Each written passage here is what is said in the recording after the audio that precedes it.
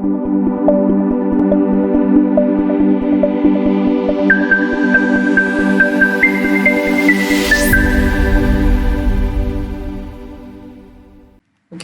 so hi, hello, welcome back to One Nice Academy. So നമ്മുടെ 2 days വർക്ക്ഷോപ്പിൻ്റെ second ഡേയിലെ session എന്താണെന്ന് പറഞ്ഞത് നമ്മൾ syllabus decoding ആണ്. അപ്പം എന്താണ് യു പി എസ് സിയുടെ സിലബസ്, പ്രിലിംസിൻ്റെ സിലബസ്, മെയിൻസിൻ്റെ സിലബസ്.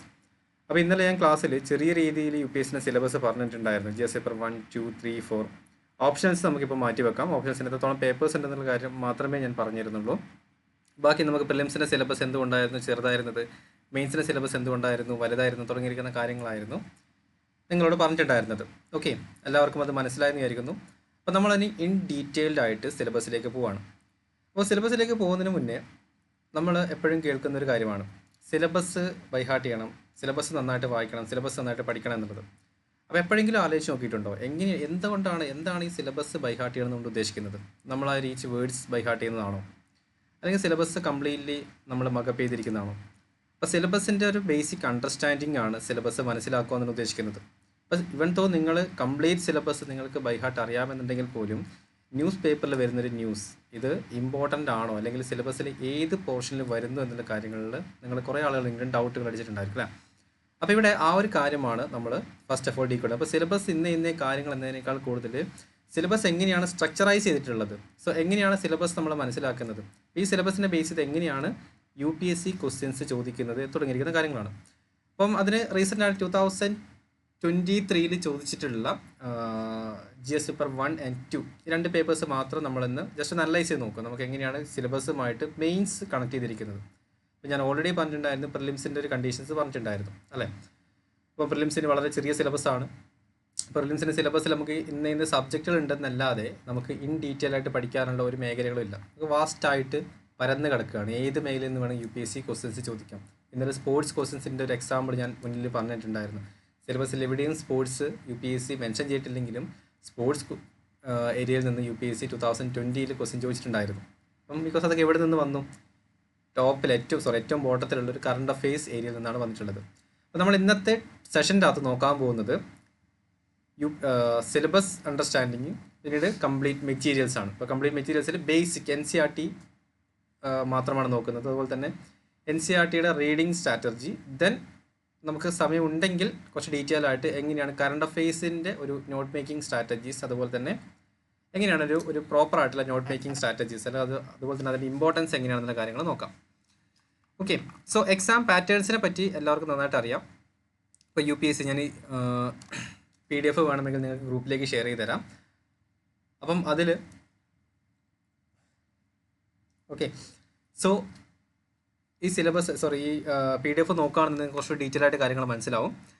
അപ്പോൾ U P S C commission okay entitled under article 320. Okay, അപ്പം ഇതൊരു കോൺസ്റ്റിറ്റ്യൂഷണൽ ബോഡിയാണെന്നുള്ള കാര്യങ്ങൾ നമ്മൾ ആദ്യമേ മനസ്സിലാക്കി വെച്ചേക്കുക. യു പി എസ് സി എന്ന് പറയുന്നത് ഒരു കോൺസ്റ്റിറ്റ്യൂഷണൽ ബോഡിയാണ് അല്ലെ, ആർട്ടിക്കിൾ 320 മെൻഷൻ ചെയ്തിട്ടുണ്ട്.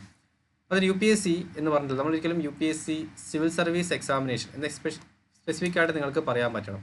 നമ്മളൊരു യു പി എസ് സി എക്സാമിനേഷന് വേണ്ടിയിട്ടാണ് ട്രൈ ചെയ്യുന്നുള്ള കാര്യം ഒരിക്കലും അതൊരു തെറ്റായ ഒരു ഉപയോഗമാണ്. കാരണം യു പി എസ് സി ഒരുപാട് എക്സാമിനേഷൻ കണ്ടക്ട് ചെയ്യുന്ന ഒരു അതോറിറ്റി മാത്രമാണ് യു പി എസ് സി എന്ന് പറയുന്നത്, യൂണിയൻ പബ്ലിക് സർവീസ് കമ്മീഷൻ. ഇപ്പോൾ നമ്മൾ കേരളത്തിൽ കാണുന്ന PSC പോലെ PSC അണ്ടറിൽ പല തരത്തിലുള്ള എക്സാമിനേഷൻ കണ്ടക്ട് ചെയ്യാറില്ല. LD ക്ലർക്കിൻ്റെ എക്സാമിനേഷൻ, KS എക്സാമിനേഷൻ വരെ കണ്ടക്ട് ചെയ്യാറുണ്ട്. അപ്പോൾ നമ്മൾ അതിന് സ്പെസിഫിക് ആയിട്ട് എന്താണ് പറയാറുള്ളത്, KS എക്സാമിനേഷൻ എന്നൊക്കെ പറഞ്ഞ് പോകാറുണ്ട്. ബട്ട് യു പി എസ് സിയുടെ കണ്ടീഷനിൽ വരുന്ന സമയത്ത് നമ്മൾ യു പി എസ് സിക്ക് വേണ്ടി ട്രൈ ചെയ്യണം. അപ്പോൾ ആദ്യം തന്നെ അതിൽ നമുക്കൊരു ചേഞ്ചസ് കൊണ്ടുവരാം.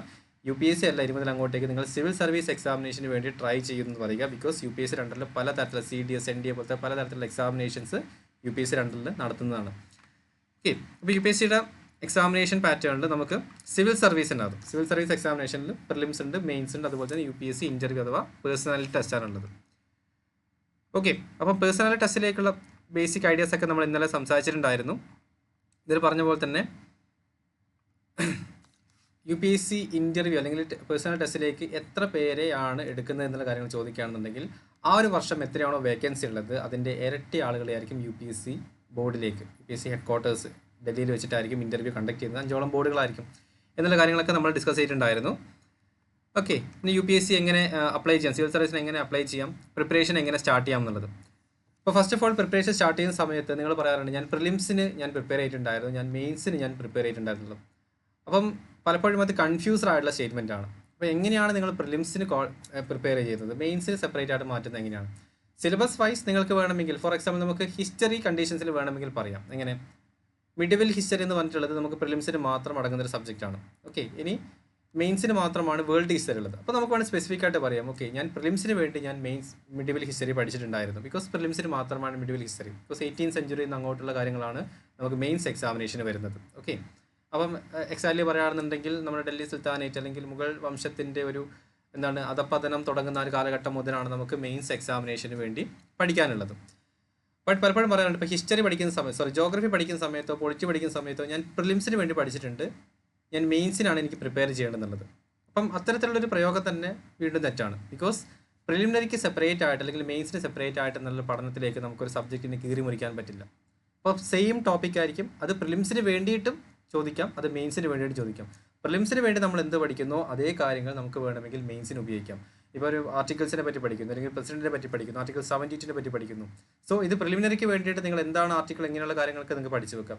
സെയിം കണ്ടന്റ് നമുക്ക് വേണമെങ്കിൽ മെയിൻസിന് വേണ്ടി ഉപയോഗിക്കാം. ഓക്കെ, മെയിൻസിന് എവിടെയെങ്കിലും നിങ്ങൾക്ക് കോട്ട് ചെയ്യാം. ആസ് പെർ ആർട്ടിക്കിൾ 72 പ്രസിഡന്റിന് ഇന്നേ പവർ ഉണ്ടായിരുന്നു, അല്ലെങ്കിൽ ഈ പവർ യൂസ് ചെയ്യാം, അല്ലെങ്കിൽ ഇതൊരു എക്സസീവായിട്ട് കൺഫർ ചെയ്ത് കൊടുത്തിരിക്കുന്ന ഒരു പവർ ആണെന്നുള്ള കാര്യങ്ങളൊക്കെ നിങ്ങൾക്ക് മെൻഷൻ ചെയ്യാം. അപ്പം ഇൻറ്റഗ്രേറ്റഡ് ആയിട്ടുള്ള പ്രിപ്പറേഷൻ മാത്രമാണ് നമുക്ക് സിവിൽ സർവീസ് പ്രിപ്പറേഷന് ഫസ്റ്റ് ഓഫ് ഓൾ വേണ്ടത്. അപ്പം ഇനി നിങ്ങളിനി അങ്ങനെ ചിന്തിച്ചിട്ടുണ്ടെങ്കിൽ ഇനി ഇൻറ്റഗ്രേറ്റഡ് ആയിട്ടുള്ള പ്രിപ്പറേഷനിലേക്ക് ഫോക്കസ് ചെയ്യാം. അപ്പോൾ നമ്മൾ റീസെൻ്റ് ആയിട്ടൊരു സ്റ്റുഡൻറ്റ് കോൺടാക്ട് ചെയ്ത സമയത്ത് പറഞ്ഞിട്ടുണ്ടായിരുന്നു, സാർ ഞാൻ പ്രിലിംസ് കഴിഞ്ഞിട്ടുണ്ട്, എനിക്ക് മെയിൻസ് മാത്രമേ പ്രശ്നമുള്ളൂ എന്നുള്ളത്. അപ്പോൾ ഞാൻ ചോദിച്ചാൽ എന്താണ് മെയിൻസ് കൊണ്ട് ഉദ്ദേശിക്കുന്നത്? അല്ല, മെയിൻസ് ആൻസർ റൈറ്റിംഗ് മാത്രമേ പ്രശ്നമുള്ളൂ എന്നുള്ളത്. അപ്പോൾ പ്രിലിംസിന് സെപ്പറേറ്റ് മെയിൻസിന് സെപ്പറേറ്റ് എന്ന് പറയുന്ന ആ ഒരു കണ്ടീഷൻസ് മാറ്റിയെടുക്കുക. ഇൻറ്റഗ്രേറ്റഡ് ആയിട്ടുള്ള പ്രിപ്പറേഷൻ തന്നെ നിങ്ങൾ ആദ്യം മുതൽ സ്റ്റാർട്ട് ചെയ്യാം. അപ്പോൾ നിങ്ങൾ വിചാരിക്കും ഞങ്ങൾ മെയിൻസ് തുടങ്ങുന്ന ബിഗിനേഴ്സ് ആണല്ലോ, അപ്പോൾ ബിഗിനേഴ്സ് ആകുന്ന സമയത്ത് എങ്ങനെയാണ് സാർ മെയിൻസിന് ഒരു ആൻസർ റൈറ്റിംഗ് ഒന്നും അറിയില്ലല്ലോ, അത്യാവശ്യം കണ്ടന്റുകളൊക്കെ ഉണ്ടാക്കിയതിന് ശേഷം ഞാൻ മെയിൻസ് എഴുതി തുടങ്ങാമെന്നുള്ളത്. മക്കളെ, നിങ്ങൾ അങ്ങനെ പഠിക്കാൻ തുടങ്ങിക്കഴിഞ്ഞാൽ ഒരു കാരണവശാലും നിങ്ങൾ മെയിൻസിൻ്റെ ഒരു ആൻസർ പോലും എഴുതാൻ തുടങ്ങിയില്ല. ബിക്കോസ് നിങ്ങൾ കണ്ടന്റുകൾക്ക് വേണ്ടി പുറകെ നടക്കുകയാണെന്നുണ്ടെങ്കിൽ തീരാത്ത കണ്ടന്റുകളാണ് UPSC പുറകിലുള്ളത്. ഇനിയിപ്പോൾ നിങ്ങൾ കംപ്ലീറ്റ് സബ്ജക്റ്റുകൾ മാറ്റി വെച്ചാലും നമുക്ക് ഏറ്റവും വില്ലനായിരിക്കുന്ന, പല ആളുകൾക്ക് വില്ലനായിരിക്കുന്ന ഒരു കറണ്ട് അഫയേഴ്സ് എന്ന് പറഞ്ഞിരിക്കുന്ന ഒരു ടോപ്പിക് ഉണ്ട്. വളരെ ഡൈനാമിക് ആയിട്ടുള്ളൊരു ഏരിയ ആണ് കറണ്ട് അഫയേഴ്സ്. അപ്പോൾ കണ്ടന്റുകളുടെ പിറകിലേക്ക്, അല്ലെങ്കിൽ കണ്ടന്റുകളെല്ലാം സെറ്റായതിനു ശേഷം ഞാൻ മെയിൻസ് എഴുതി തുടങ്ങാമെന്നുള്ളതാണെന്നുണ്ടെങ്കിൽ അത് ആദ്യമേ മാറ്റി വെച്ചേക്കൂ. നിങ്ങൾ ആ ഒരു സബ്ജക്റ്റ് നിങ്ങൾ പഠിച്ചില്ലെങ്കിലും അത്യാവശ്യം എന്തെങ്കിലുമൊക്കെ കോപ്പി അടിച്ചിട്ടാണെങ്കിലും എഴുതി തുടങ്ങാൻ ശ്രമിക്കാം. ബിക്കോസ് ആദ്യം തന്നെ നമുക്ക് ആ എഴുതുന്നതിലൂടെ തന്നെ നമുക്ക് എന്താണ് ഫസ്റ്റ് കിട്ടുന്നത്, നമുക്ക് ഈ തുടക്കത്തിലൊരു പ്രശ്നമുണ്ട്. നമുക്ക് എല്ലാവർക്കും ഏറ്റവും വലിയൊരു ബുദ്ധിമുട്ടല്ല, ഏറ്റവും വലിയൊരു പ്രശ്നം എന്ന് പറയുന്നത് നമ്മളെല്ലാവരും പെർഫെക്റ്റ് ആവാൻ ശ്രമിക്കാറുണ്ട്. പ്രത്യേകിച്ച് സിവിൽ സർവീസിലേക്ക് വരുന്ന സമയത്ത് നിങ്ങൾ പെർഫെക്റ്റ് ആവാൻ ശ്രമിക്കും. ഒരു മെയിൻസ് തുടങ്ങുന്ന സമയത്ത് നന്നായിട്ട് പഠിച്ച് കുറച്ച് സമയമൊക്കെ എടുത്ത് ഇൻട്രൊഡക്ഷൻ നിങ്ങൾ നോക്കി, ബോഡി പാർട്ട് നോക്കി, നിങ്ങൾ കൺക്ലൂഷൻ നോക്കി, അങ്ങനെയായിരിക്കും പല ആളുകളും തുടങ്ങുന്നത്. അപ്പോൾ അതിൽ നിങ്ങൾ നന്നായിട്ട് പെർഫെക്റ്റ് ആയിട്ട് നിങ്ങൾ അതിൽ ആൻസർ എഴുതും. നിങ്ങൾ നല്ലൊരു കോൺഫിഡൻസോട് കൂടിയിട്ട്, കോൺഫിഡൻസ് ആയിട്ട് നിങ്ങൾ മെൻറ്റേഴ്സിന് കൊടുക്കും. മെൻറ്റേഴ്സ് നേരെ 1 മാർക്കോ 1/2 മാർക്കോ ഇട്ട് നിങ്ങൾ മുന്നിലേക്ക് തരും. തീർന്നു, നിങ്ങളുടെ കോൺഫിഡൻസ് അതോടുകൂടി ചോർന്നു. ബിക്കോസ് നിങ്ങളുടെ ഫുൾ എഫേർട്ട് എടുത്തായിരിക്കും നിങ്ങളുടെ ആൻസർ എഴുതിയിട്ടുള്ളത്. അപ്പോൾ നിങ്ങൾ പ്രതീക്ഷിച്ചിരിക്കുന്ന 5 or 6 മാർക്കാണ്, നിങ്ങൾ കിട്ടിയിരിക്കുന്ന 1/2 മാർക്കായിരിക്കും. Because UPSC standard അതായിരിക്കില്ല.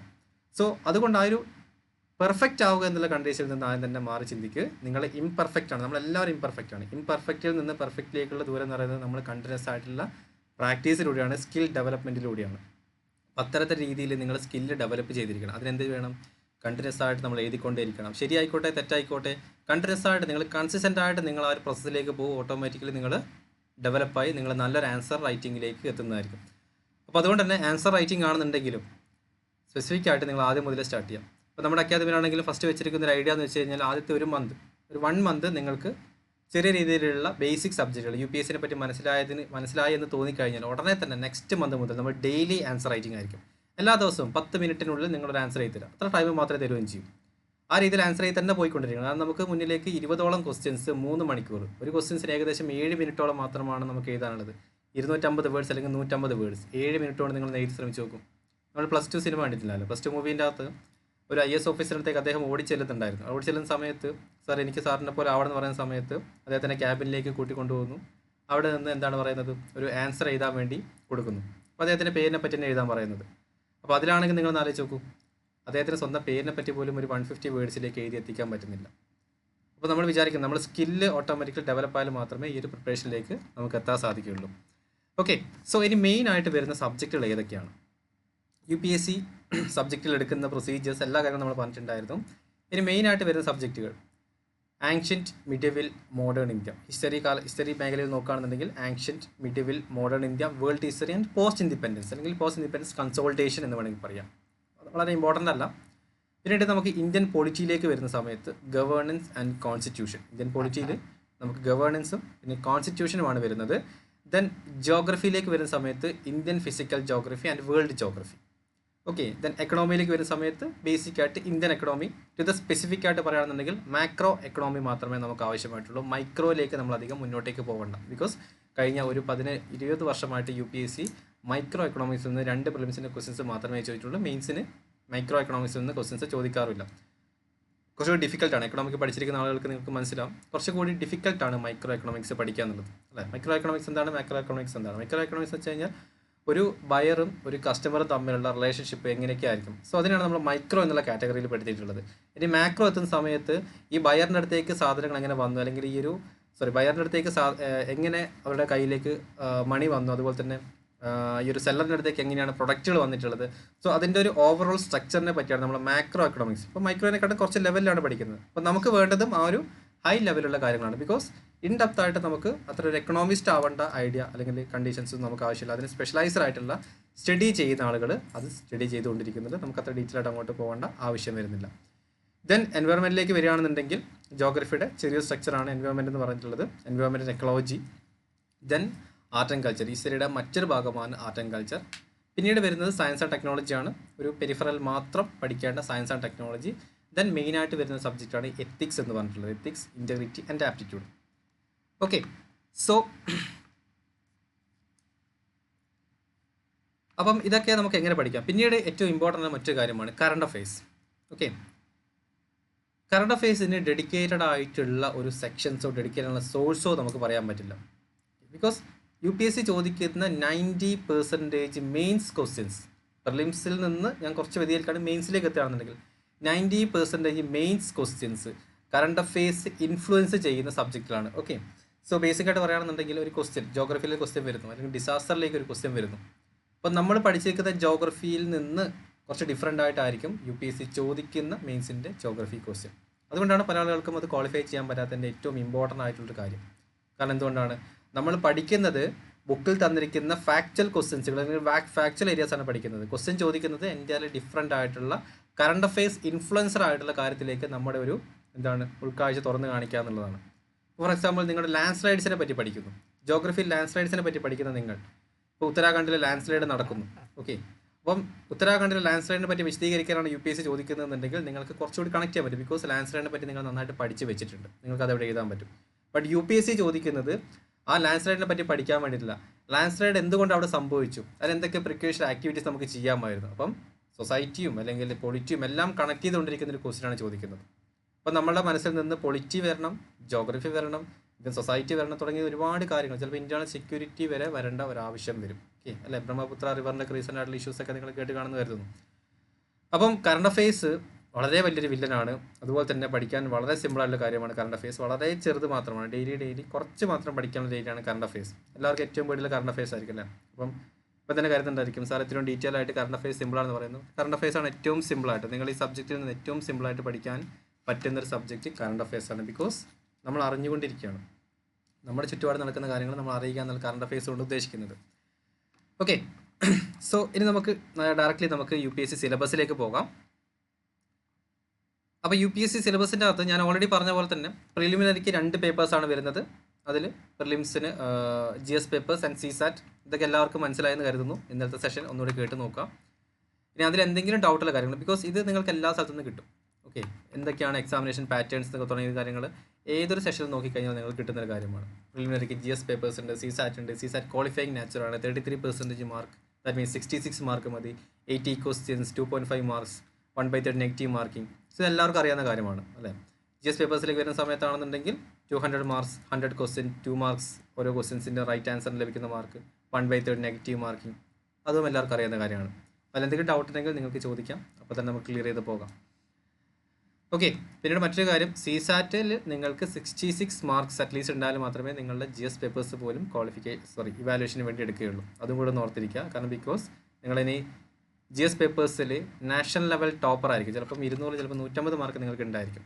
അത് നിങ്ങളുടെ GS പേപ്പർ CSAT പേപ്പറിൽ 65 മാർക്കാണെന്നുണ്ടെങ്കിൽ അതാരും അറിയുക പോലുമില്ല. ബിക്കോസ് CSAT ക്വാളിഫൈ ചെയ്താൽ മാത്രമേ നിങ്ങളുടെ GS പേപ്പർ വാല്യുവേഷൻ എടുക്കുകയുള്ളൂ. അതുപോലെ തന്നെയാണ് നമ്മുടെ മെയിൻസിൻ്റെ വാല്യുവേഷൻ പേപ്പേഴ്സ്. ഇനി നമുക്ക് സിലബസ് നോക്കാം. പ്രിലിംസിൻ്റെ സിലബസ് നോക്കുകയാണെന്നുണ്ടെങ്കിൽ ഞാൻ ഓൾറെഡി പറഞ്ഞ പോലെ തന്നെ general studies paper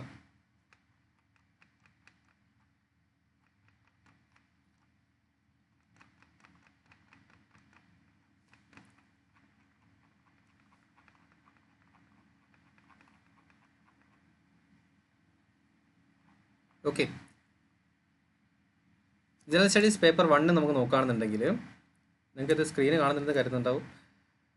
current events of national and international importance GS പേപ്പേഴ്സിൻ്റെ പ്രിലിംസിൻ്റെ സിലബസ് ആണ്. അപ്പോൾ current events of national and international importance, that means specific ആയിട്ട് കറണ്ട് അഫയേഴ്സ് എന്ന് വേണമെങ്കിൽ പറയാം. Then history of India and Indian national movement കഴിഞ്ഞു. ഹിസ്റ്ററിയിൽ എല്ലാ കാര്യങ്ങളെ പറ്റിയിട്ടും അവിടെ പറഞ്ഞു തീർത്തിട്ടുണ്ട്.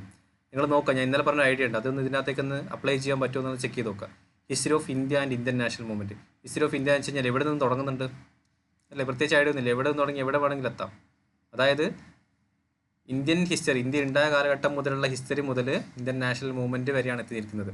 Okay, then Indian and world geography, physical, social, economic geography of India and the world. അപ്പോൾ ഇത്രയേ ജോഗ്രഫി ഉള്ളൂ. സാധാ ബേസിക് ജോഗ്രഫി എന്ന് വെച്ച് കഴിഞ്ഞാൽ physical, social, economic geography. Geography നമുക്ക് 3 തരത്തിരിക്കുന്നത്, 3 കാറ്റഗറി മാത്രമേ ഉള്ളൂ. ഇതിൽ ഫിസിക്കലിൻ്റെ അണ്ടറിൽ തന്നെയാണ് ക്ലൈമറ്റോളജിയും അല്ലെങ്കിൽ ഈ പറഞ്ഞിരിക്കുന്ന ഓഷ്യനോഗ്രഫി ഒക്കെ വരുന്നത്. ഓക്കെ, അപ്പം ജോഗ്രഫിയും കംപ്ലീറ്റ്ലി കവർ ചെയ്തു. ഇന്ത്യ മാത്രമല്ല, മൊത്തത്തിൽ വേൾഡ് ജോഗ്രഫി കവർ ചെയ്തു.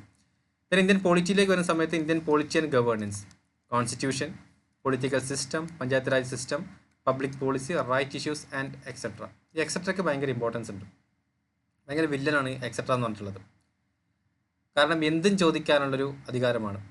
ഓക്കെ, ഈ പലപ്പോഴും നമ്മളിപ്പം റീസെൻ്റായിട്ട് BNS ഒക്കെ, നമ്മുടെ പഴയ IPC സെക്ഷനൊക്കെ പുറത്തേക്ക് വന്ന സമയത്ത് അതിൽ ഒരു ആൻഡ് അതർ ഇമ്പോർട്ടൻറ്റ് ഏരിയാസ് എന്ന് പറഞ്ഞിട്ടുള്ളൊരു ക്ലോസ് ഉണ്ട്. അപ്പം അത് സ്പെസിഫിക് ആയിട്ട് പറയുന്നില്ല. അതായത് പോലീസുകാരന്, നമ്മളൊരു സാധാരണക്കാരനെ അറസ്റ്റ് ചെയ്യാനുള്ള ഒരു പ്രൊവിഷനാണ് കൊടുക്കുന്നത്. ഓക്കെ, അപ്പം അതർ ഇമ്പോർട്ടൻസ് എന്ന സമയത്ത് എന്തുമാവാം. പോലീസുകാരൻ്റെ ഡിസ്ക്രിപ്ഷനിൽ വെച്ചിട്ട് ഏത് കേസിൽ വേണമെങ്കിലും ഒരാൾ അറസ്റ്റ് ചെയ്യാൻ പറ്റും. കോടതിയിലാണെങ്കിൽ പോലും നമ്മൾ പലപ്പോഴും ജഡ്ജ്മെൻറ്റ് ഇൻ്റർപ്രിട്ടേഷൻസ് കേൾക്കാറുണ്ടല്ലേ. കോൺസ്റ്റിറ്റ്യൂഷനിൽ തന്നെ പലതരത്തിലുള്ള ഇൻ്റർപ്രിട്ടേഷൻ നടത്തിയിട്ടുണ്ടായിരുന്നു. എന്തുകൊണ്ടാണ് ഇൻ്റർപ്രിട്ടേഷൻ നടത്തിയിട്ടുള്ളത്? സ്പെസിഫിക് ആയിട്ട് ഡിഫൈൻ ചെയ്തിട്ടില്ല. ഓരോ കാര്യങ്ങൾ പറയുന്ന സമയത്ത് ഡിഫൈൻ ചെയ്തിട്ടുണ്ടായിരുന്നില്ല. ഫോർ എക്സാമ്പിൾ നമ്മൾ സ്റ്റേറ്റ് എന്ന് പറയുന്നു, സ്റ്റേറ്റ് എന്താണ് ഉദ്ദേശിക്കുന്നത്, സ്റ്റേറ്റിന് ഡിഫൈൻ ചെയ്തിട്ടില്ല എന്നുള്ള കാര്യങ്ങളൊക്കെ. സ്റ്റേറ്റിന് ഡിഫൈൻ ചെയ്തിട്ടുണ്ട്, സ്പെഷ്യലായിട്ട് ഇപ്പം കോൺസ്റ്റിറ്റ്യൂഷനിൽ തന്നെ ഡിഫൈൻ ചെയ്തിട്ടുണ്ട്. ബട്ട് സോ അത്തരത്തിലുള്ള ഡെഫിനിഷൻസ് ഉണ്ടായിരിക്കില്ല. അതുകൊണ്ട് ഇനി എക്സെട്ര എന്ന് പറഞ്ഞിട്ടുള്ളത് നമുക്കൊരു വില്ലനാണ്. എന്തുകൊണ്ടാണ് വില്ലൻ എന്ന് പറഞ്ഞിട്ടുള്ളത്? ഇതിൽ എന്ത് വേണമെങ്കിലും ചോദിക്കാം.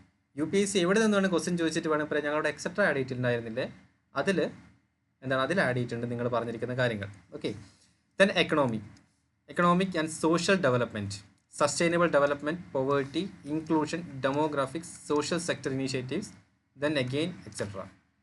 ഓക്കെ, അപ്പോൾ എക്കണോമിയിലും എല്ലാ കാര്യങ്ങളും കവർ ചെയ്തിട്ടുണ്ടോ? വേറെ ഒന്നും കവർ ചെയ്യാണ്ട് പോയിട്ടില്ല. Then general issues on environmental ecology,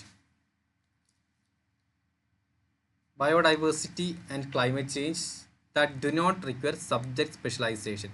ഇവിടെ തന്നെ പറഞ്ഞിട്ടുണ്ട് നിങ്ങൾക്ക് സബ്ജക്ട് സ്പെഷ്യലൈസേഷൻ ആവശ്യമായിട്ടുള്ള ഇൻഡെപ്ത് ആയിട്ടുള്ള സ്റ്റഡീസിലേക്ക് പോകേണ്ടതാണ് പറഞ്ഞിട്ടുള്ളത്. ഒരു ബേസിക് ആയിട്ടുള്ള ഐഡിയ നിങ്ങൾക്ക് ക്രിയേറ്റ് ചെയ്ത് ഒരു കുറച്ച് ഫാക്ച്വൽസുകളാണ് എൻവയോൺമെൻറ്റൽ എക്കോളജി എന്ന് പറഞ്ഞിട്ടുള്ളത്. ബിക്കോസ് കുറച്ചുകൂടി നമുക്ക് മനസ്സിലാക്കാൻ പറ്റും. ഓക്കെ, അപ്പം ആ ഒരു രീതിയിലാണ് കുറച്ച് ഫാക്ച്വൽസുകൾ പഠിച്ച് റെഡിയാക്കി കൊണ്ടുപോകാന്നുള്ളതാണ്. ദെൻ ബേസിക് ആയിട്ടുള്ള ജനറൽ സയൻസ്. സോ ഇത്രയുമാണ് നമുക്ക് പ്രിലിംസിൻ്റെ സിലബസ് വരുന്നത്. അതല്ല പ്രിലിംസിൻ്റെ GS പേപ്പേഴ്സിൻ്റെ സിലബസിൽ വരുന്നത്. അപ്പോൾ ഇതിൽ ഞാൻ സ്പെസിഫിക് ആയിട്ട് എടുത്ത് പറയാനുള്ള ഒരു കാര്യങ്ങളില്ല, ബിക്കോസ് എല്ലാ കാര്യങ്ങളും ഇവിടെ മെൻഷൻ ചെയ്തിട്ടുണ്ട്. Okay, then general studies paper 2ലേക്ക് വരുന്ന സമയത്ത് എന്താണ് വരുന്നത്? CSAT പേപ്പറാണ് അല്ലേ, സിവിൽ സർവീസ് ആപ്റ്റിറ്റ്യൂഡിലെ ടെസ്റ്റാണ് വരുന്നത്. ഓക്കെ, ആരെങ്കിലും ജോയിൻ ചെയ്തിട്ടുണ്ടെങ്കിൽ ജസ്റ്റ് ഒന്ന് മ്യൂട്ട് ചെയ്യാൻ ശ്രമിക്കാം.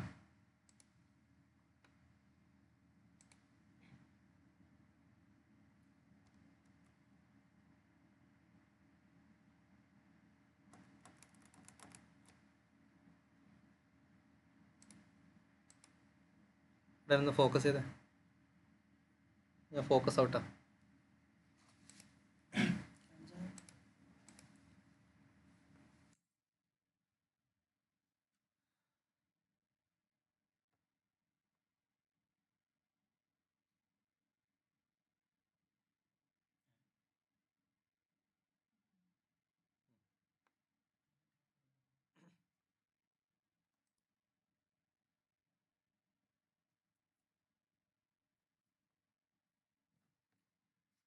ഓക്കെ, ജി എസ് പേപ്പർ 2 വരുന്ന സമയത്ത് CSAT civil services aptitude test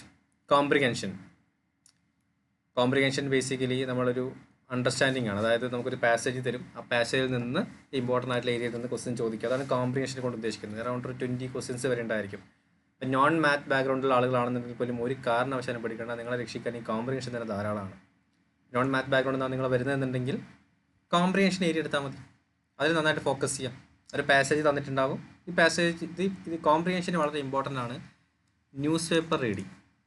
അപ്പോൾ നമ്മൾ ചുരുങ്ങിയ ടൈമിനുള്ളിൽ ഒരു ന്യൂസ് പേപ്പർ റീഡ് ചെയ്ത് അതിൻ്റെ ഒരു ക്രക്സ് പോയിന്റ് നമുക്ക് മനസ്സിലാക്കാൻ പറ്റുമെന്നുണ്ടെങ്കിൽ കോംപ്രിഹെൻഷൻ നിങ്ങൾക്ക് എളുപ്പമായിരിക്കും, വളരെ സിമ്പിളായിരിക്കും.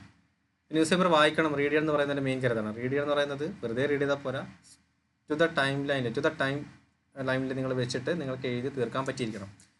Then interpersonal skills including communication skill, basically comprehension അണ്ടറിൽ വരുന്ന സെയിം ടൈപ്പാണ്. Then logical reasoning, analytical ability, and decision making and problem solving, general mental ability, then basic numeracy. ഇതിൽ decision making and problem solving ഒക്കെ UPSC ചോദിക്കുന്നത് കുറച്ചാണ്. General mental ability ഒക്കെ പണ്ട് ചോദിച്ചിരിക്കുകയാണ്. അപ്പോൾ അതിൽ നിന്നും ക്വസ്റ്റ്യൻസ് കൂടുതലും ചോദിക്കാമല്ലോ. Comprehension, logical reasoning and mathematics കൊണ്ടുവരുന്നല്ലോ. ക്യൂബ്, ഈ 3 ഡോട്ട് ഇട്ടിട്ട് 4ാമത്തെ ക്യൂബിന് എവിടെയായിരിക്കും ഡോട്ട് വരുന്ന കാര്യങ്ങളൊക്കെ.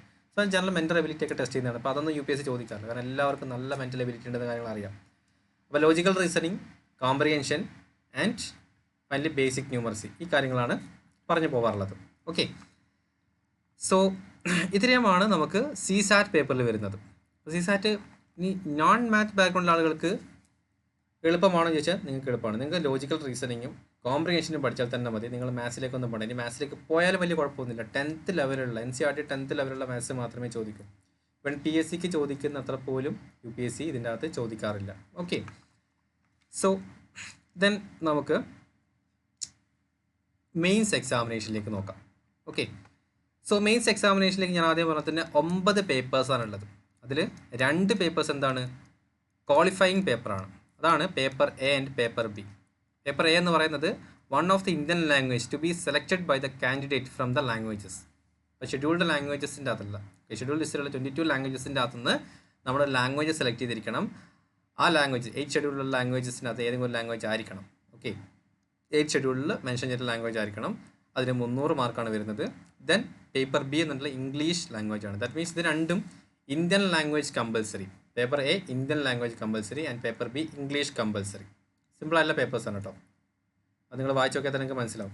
അതിൽ 300 മാർക്കാണ് നമുക്ക് വരുന്നത്. അതിൽ അറൗണ്ട് 25% മാർക്ക് മതി നിങ്ങൾക്ക് ക്വാളിഫൈ ചെയ്യാൻ വേണ്ടിയിട്ട്. ദാറ്റ് മീൻസ് 325% എത്രയാണ്, റിസൾട്ടൊക്കെ പഠിക്കാൻ പോകുന്ന ആൾക്കാരല്ലേ, 75 മാർക്സ് മതി അല്ലേ. 75 മാർക്സ് മതി നിങ്ങൾക്ക് ഇത് ക്വാളിഫൈ ചെയ്യാൻ വേണ്ടി. 300 മാർക്കിൽ 75 മാർക്ക് കിട്ടിക്കഴിഞ്ഞാൽ കുഴപ്പമില്ല. പക്ഷേ നമുക്ക് സിസാറ്റ് പോലെ അല്ലെങ്കിൽ ഒബ്ജക്റ്റീവ് ടൈപ്പ് പോലെ നമുക്ക് മാർക്ക് അറിയാനൊന്നും പറ്റില്ല. അതുകൊണ്ട് തന്നെ നിങ്ങളെ എല്ലാം അറ്റൻഡ് ചെയ്യാൻ ശ്രമിച്ച് നോക്കാം. 75 കൂടുതൽ കിട്ടിയാലും വലിയ കുഴപ്പമൊന്നുമില്ല. നമുക്ക് സ്പെസിഫിക് ആയിട്ട് പറയാൻ പറ്റില്ല, കാരണം എഴുത്ത് പരീക്ഷയാണല്ലോ. അപ്പോൾ മാക്സിമം വന്ന് അറ്റൻഡ് ചെയ്ത് വിട്ടേക്കാം.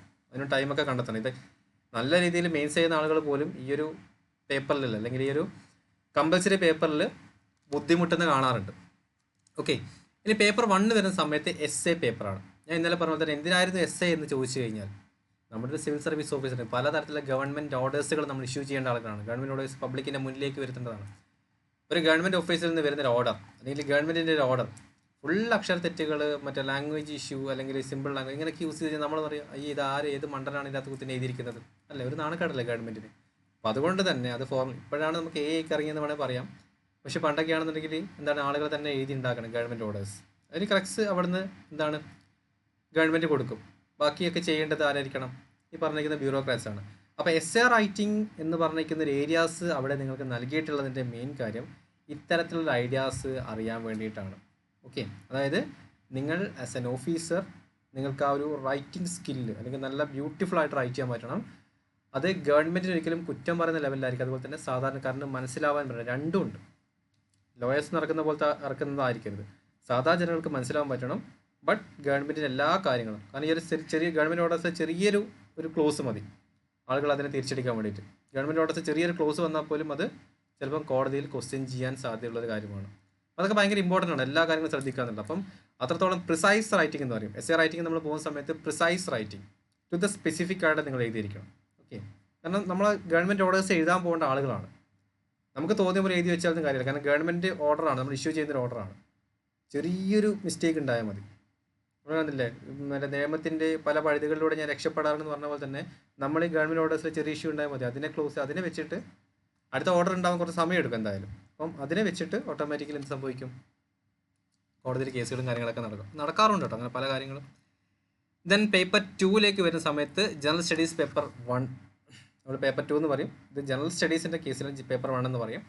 Indian heritage and culture, that means art and culture, history and geography of the world and society വരെയാണ് വരുന്നത്. പേപ്പർ 3 അഥവാ ജസ്റ്റ് പേപ്പർ 2 വരുന്നത് social justice and international relations, general studies paper 2 വരുന്നത് ഗവേണൻസ്, കോൺസ്റ്റിറ്റ്യൂഷൻ ആൻഡ് പോളിറ്റിയാണ്. General studies paper 1 and ആൻഡ് സോഷ്യൽ ജസ്റ്റിസുകൾ വരുന്നത്. ഓക്കെ, ഇനി പേപ്പർ 4 വരുന്ന സമയത്ത് ജനറൽ സ്റ്റഡീസ് പേപ്പർ 3 എന്ന് പറയും technology, economic development, biodiversity, environment, security and disaster management. Security means internal security, disaster management, agriculture, geography തുടങ്ങിയിരിക്കുന്ന ബാക്കിയുള്ള എല്ലാ സബ്ജക്റ്റിനെയും കൂട്ടിയിട്ട് എങ്ങനെ കൊണ്ടുവിടും, ജസ്റ്റ് പേപ്പർ 3 ഇട്ടേക്കും. ദാറ്റ് മീൻസ് പേപ്പർ 4 ഇട്ടേക്കും. ഇനി പേപ്പർ 5 വരുന്ന സമയത്ത്, ഇനി പേപ്പർ എന്ന് പറഞ്ഞാൽ കൺഫ്യൂഷൻ ആകുന്നുണ്ടെങ്കിൽ പേപ്പർ അങ്ങ് വിട്ടേക്കും. നമുക്ക് ജനറൽ സ്റ്റഡീസ് തന്നെ എടുക്കാം. S paper, general studies paper 1 history geography, general studies paper 2 governance, constitution, polity, general studies paper 3 economy, environment, internal security, disaster management and agriculture, geography. General studies paper 4 വരുന്ന സമയത്ത് ethics, integrity and ആപ്റ്റിറ്റ്യൂഡാണ് general studies paper 4 വരുന്നത്. ഇനി paper പിന്നീട് അപ്പോൾ എത്തിക്സോട് കൂടി കഴിഞ്ഞു. പിന്നീട് നമുക്ക് ഓപ്ഷണൽ പേപ്പേഴ്സാണ് വരുന്നത്. Optional paper 1 and optional paper 2. Okay, അങ്ങനെ ടോട്ടൽ എല്ലാത്തിൻ്റെയും കൂടെ മാർക്ക് വരുന്നത് 250 വീതം 1750. ദെൻ പേഴ്സണൽ ടെസ്റ്റിൽ ലഭിക്കുന്ന 275 മാർക്ക് ഉൾപ്പെടെ 2025 മാർക്കാണ് നമുക്ക് ടോട്ടൽ ലഭിക്കുന്ന ഒരു മാർക്ക് എന്ന് പറഞ്ഞിട്ടുള്ളത്. ഓക്കെ, ഇനി നമുക്ക് നോക്കേണ്ട ഇമ്പോർട്ടൻ്റ് ആയിട്ടുള്ള കുറച്ച് കാര്യങ്ങൾ. ലഭിക്കുന്ന ടൈം എത്രയാണ്? 3 മണിക്കൂറാണ് കേട്ടോ. 3 മണിക്കൂറാണ് നിങ്ങൾക്കിത് എഴുതാൻ ലഭിക്കുന്ന ഒരു ടൈം എന്ന് പറഞ്ഞിട്ടുള്ളത്. ഓക്കെ, പിന്നെ PWD കാറ്റഗറിയിലെ ആളുകൾക്കൊക്കെ ഒരു എക്സ്ട്രാ ടൈം അലോക്കേറ്റ് ചെയ്യാറുണ്ട്. 40% ഇമ്പയർമെൻ്റ് ആളുകൾക്കൊക്കെ 20 മിനിറ്റ്സ് എക്സ്ട്രാ UPSC കൊടുക്കാറുണ്ട് എക്സാമിന് ചെയ്താൽ വേണ്ടി. നിങ്ങൾക്ക് സ്ക്രൈബിനൊക്കെ യൂസ് ചെയ്യാം. ഓക്കെ, PWD കാറ്റഗറിയിലൊക്കെ ഉള്ള ആളുകളൊക്കെ ഉണ്ടെങ്കിലൊക്കെ നിങ്ങൾ സ്പെസിഫിക് ആയിട്ട് കോൺടാക്ട് ചെയ്യുക. നിങ്ങൾക്കുള്ള കുറച്ചുകൂടി ബെനിഫിഷ്യൽ ഏരിയാസ് ഉണ്ട് സിവിൽ സർവീസ് എക്സാമിന് ചെയ്യുന്ന സമയത്തും എൻ്റെ സെലക്ഷൻ പ്രൊസീജിയേഴ്സിലും. നമുക്ക് സിലബസിലേക്ക് നോക്കാം. സിലബസിലേക്ക് നോക്കുന്ന സമയത്ത് മെയിൻസ് എക്സാമിനേഷൻ പേപ്പേഴ്സിൻ്റെ സിലബസ്, ഇംഗ്ലീഷ് ലാംഗ്വേജ്, ഞാൻ പറഞ്ഞില്ല ഇംഗ്ലീഷ് കമ്പൽസറി. അതിൽ ചോദിക്കുന്നത് comprehension of given passages, precise writing, usage and vocabulary, short essays. സിമ്പിളായിട്ട് പറയുന്നത് വെച്ച് കഴിഞ്ഞാൽ നമ്മുടെ ഒരു വലിയൊരു എസ്സേ തന്നിട്ട് അതിൻ്റെ ഷോർട്ട് എസ്സേ ആയിട്ട് കൺവേർട്ട് ചെയ്യുക, വൊക്കാബുലറിൻ്റെ യൂസേജ് അല്ലെങ്കിൽ വെർബ്സിൻ്റെ യൂസേജ്, പ്രിസൈസ് റൈറ്റിംഗ്, കോംപ്രിഹെൻഷൻസ്. നമ്മൾ കോംപ്രിഹെൻഷൻ വെച്ചാൽ ഒന്നുകൂടി ഒന്ന് ചുരുക്കുക എന്നുള്ളതാണ്, സംഗ്രഹത്തിലേക്ക് സംഗ്രഹമാക്കുക എന്നുള്ളതാണ്. അപ്പോൾ ഇതാണ് നമ്മൾ ഇംഗ്ലീഷ് കമ്പൽസറിയിൽ നോക്കേണ്ടത്. പേപ്പർ നോക്കിയാൽ നമുക്ക് മനസ്സിലാവും. ഓക്കെ, ഇന്ത്യൻ ലാംഗ്വേജിലേക്ക് വരുന്ന സമയത്ത് comprehension of given passage, precise writing, usage and vocabulary, short essays and translation from English to the Indian language and vice versa. അത് വരുന്നുണ്ട്. അതായത് നമ്മൾ ഈ ഒരു ഇന്ത്യൻ ലാംഗ്വേജ് കമ്പൽസറി വരുന്ന സമയത്ത് നമ്മൾ മലയാളം എടുക്കുന്നുണ്ടാവും അല്ലേ. നമുക്ക് മലയാളത്തിലൊരു ഒരു വാക്ക് കുറച്ചൊരു എസ്സേ തന്നിട്ടുണ്ടായിരിക്കും. ആ എസ്സേ നമ്മൾ ഇംഗ്ലീഷിലേക്ക് കൺവേർട്ട് ചെയ്യുക, അല്ലെങ്കിൽ ഇംഗ്ലീഷിൽ തന്നിരിക്കുന്ന എസ്സേ നമ്മൾ മലയാളത്തിലേക്ക് കൺവേർട്ട് ചെയ്യുക. ഈ 2 കാര്യങ്ങളും ഈ ഇന്ത്യൻ ലാംഗ്വേജ് കമ്പൽസറി പേപ്പേഴ്സിൽ വരാറുള്ളതാണ്. Then paper 1 essay. ഓക്കെ, അപ്പോൾ എസ്സേ എന്ന് വെച്ച് കഴിഞ്ഞാൽ മൾട്ടിപ്പിൾ ടോപ്പിക്സ് ആയിരിക്കും. അപ്പോൾ എസ്സേ റൈറ്റിംഗ് നമുക്ക് സ്പെസിഫിക് ആയിട്ട് പഠിക്കാനൊന്നും പറ്റില്ല. നിങ്ങൾ എഴുതി തന്നെ പഠിച്ചിരിക്കണം. UPSCക്ക് എവിടെ നിന്ന് വേണമെങ്കിലും ചോദിക്കാം എസ്സേനുള്ള ക്വസ്റ്റ്യൻസ്. അപ്പോൾ എസ്സേന് വളരെ നീട്ടി വലിച്ച ക്വസ്റ്റ്യൻ ആയിരിക്കില്ല, ചെറിയൊരു 2-3 ലൈൻ. ആ 2-3 ലൈനിൽ അത് വെച്ചിട്ടായിരിക്കണം നിങ്ങളിനി അത് പൊലിപ്പിച്ച് വലുതാക്കി എഴുതേണ്ടത്. ഓക്കെ, അപ്പം they will be expected to keep closely to the subject of the essay, to arrange their ideas in orderly fashion and to write concisely. Credit will be given for the effective and exact expression. അപ്പം ഇവിടെ വ്യക്തമായിട്ട് UPSC പറഞ്ഞിട്ടുണ്ട്, credit will be given for the effective and exact expression. അപ്പം നമ്മളോട് എന്താണ് ചോദിച്ചിരിക്കുന്ന ഒരു പോർബോ അല്ലെങ്കിൽ ആ ഒരു പോയിന്റ് ഉണ്ടെങ്കിൽ അതിൽ എക്സാക്റ്റ് ആയിട്ട് നമുക്ക് എന്താണ് മനസ്സിലാക്കുന്നത്, അതിൽ നിന്ന് നമുക്ക് നമ്മുടേതായ എക്സാമ്പിൾസ്, നമ്മുടേതായ ലൈഫ് എക്സാമ്പിൾസ് യൂസ് ചെയ്യാം, അല്ലെങ്കിൽ മറ്റ് എക്സാമ്പിൾസ് യൂസ് ചെയ്യാം. എസ്സേ റൈറ്റിങ്ങിലും എത്തിക്സ് റൈറ്റിങ്ങിലും ഓരോരുത്തരുടെയും ചിന്താഗതികൾ ഡിഫറൻ്റ് ആയിരിക്കും. ബാക്കി എല്ലാ പേപ്പേഴ്സിലും എല്ലാവരും ഒരേപോലെ ആയിരിക്കും എഴുതുന്നത്. ബട്ട് എസ്സേ റൈറ്റിങ്ങിലും എത്തിക്സ് പേപ്പേഴ്സിലും രണ്ട് രീതിയിൽ എഴുതിയിരിക്കും. ഓക്കെ, കാരണം എസ്സേ റൈറ്റിംഗ് ഞാൻ തുടങ്ങുന്നത് ചിലപ്പോൾ എൻ്റെ ജീവിതാനുഭവം വെച്ചിട്ടായിരിക്കും. ബിക്കോസ് ഇവിടെ കണ്ടൻറ്റിനേക്കാൾ കൂടുതൽ നമുക്ക് എക്സാക്റ്റ് ആയിട്ട് എക്സ്പ്രസ് ചെയ്യാം. നമ്മൾ ആ ഒരു ചെറിയൊരു പ്രോവർബ് വെച്ചിട്ട്, അല്ലെങ്കിൽ ചെറിയൊരു റൈറ്റിങ്സ്, ഏതെങ്കിലും ഒരു വലിയ ആളുകളുടെ റൈറ്റിങ്സ് ആയിരിക്കും, ആ ഒരു ചെറിയൊരു വേർഡ്സ് വെച്ചിട്ട് നമ്മളത് മനസ്സിലാക്കിയിട്ട് അതെങ്ങനെയാണ് അത് യൂസേജ്, ഓക്കെ, അതെന്താണ് അതിന് സംഗ്രഹം ഉണ്ടാവുമല്ലോ. ചെറിയൊരു വേർഡ് വെച്ചിട്ട്, ഇപ്പോൾ എനിക്ക് പെട്ടെന്ന് മനസ്സിലേക്ക് വരുന്നില്ലെങ്കിൽ ഞാൻ എനിക്കൊരു എക്സാമ്പിൾ പറഞ്ഞു തരുമായിരുന്നു. ആ ഒരു സെൻറ്റൻസ് വെച്ചിട്ട് അത് നിങ്ങൾ മനസ്സിലാക്കുക. അതിൽ ലൈഫിൽ എവിടെയെങ്കിലും എക്സാമ്പിൾ നമുക്ക് നൽകാൻ പറ്റും, അല്ലെങ്കിൽ മറ്റാരെങ്കിലും എക്സാമ്പിൾസ് ആയിട്ട് നമുക്ക് കണക്ട് ചെയ്യാൻ പറ്റും. സോ അങ്ങനെ എഴുതി പോകുന്ന 1200 മുതൽ 1500 വേർഡ്സ് വരെ എഴുതി പോകുന്നതാണ്. ഓക്കെ, അപ്പം ഇവിടെ കണ്ടന്റ് എന്ന് പറഞ്ഞിരിക്കുന്ന മാർക്ക് എങ്ങനെയാണ് വരുന്നത്? എഫക്റ്റീവ് ആൻഡ് എക്സാക്റ്റ് എക്സ്പ്രഷനാണ്. എഫക്റ്റീവായിട്ട് നിങ്ങൾ എഴുതാൻ ശ്രമിക്കുക, ആ സബ്ജക്റ്റിൽ നിന്ന് വ്യതിചലിക്കാതെ. അല്ലേ, നമ്മളിപ്പോൾ പശുവിനെ പറ്റി പഠിച്ചിട്ട് പോയിട്ട്, തെങ്ങിനെ പറ്റി പഠിച്ചിട്ട് പോയതിന് ശേഷം പശുവിനെയാണ് കിട്ടിയിട്ടുള്ളത്, പശുവിനെ കൊണ്ട് തെങ്ങും കെട്ടിയിട്ട് തെങ്ങിനെ പറ്റി നമ്മൾ പഠിച്ചു തുടങ്ങും. അല്ലേ, അപ്പോൾ അതല്ല ഇവിടെ വേണ്ടത്. ആ ഒരു സബ്ജക്റ്റിൽ നിന്ന് വ്യതിചലിക്കാതെ ആ സബ്ജക്റ്റിൽ തന്നെ നമ്മൾ പുറത്തേക്ക് പോകുന്ന സമയത്ത് തിരിച്ച് സബ്ജക്റ്റിൽ തന്നെ തിരിച്ചു പോകണം.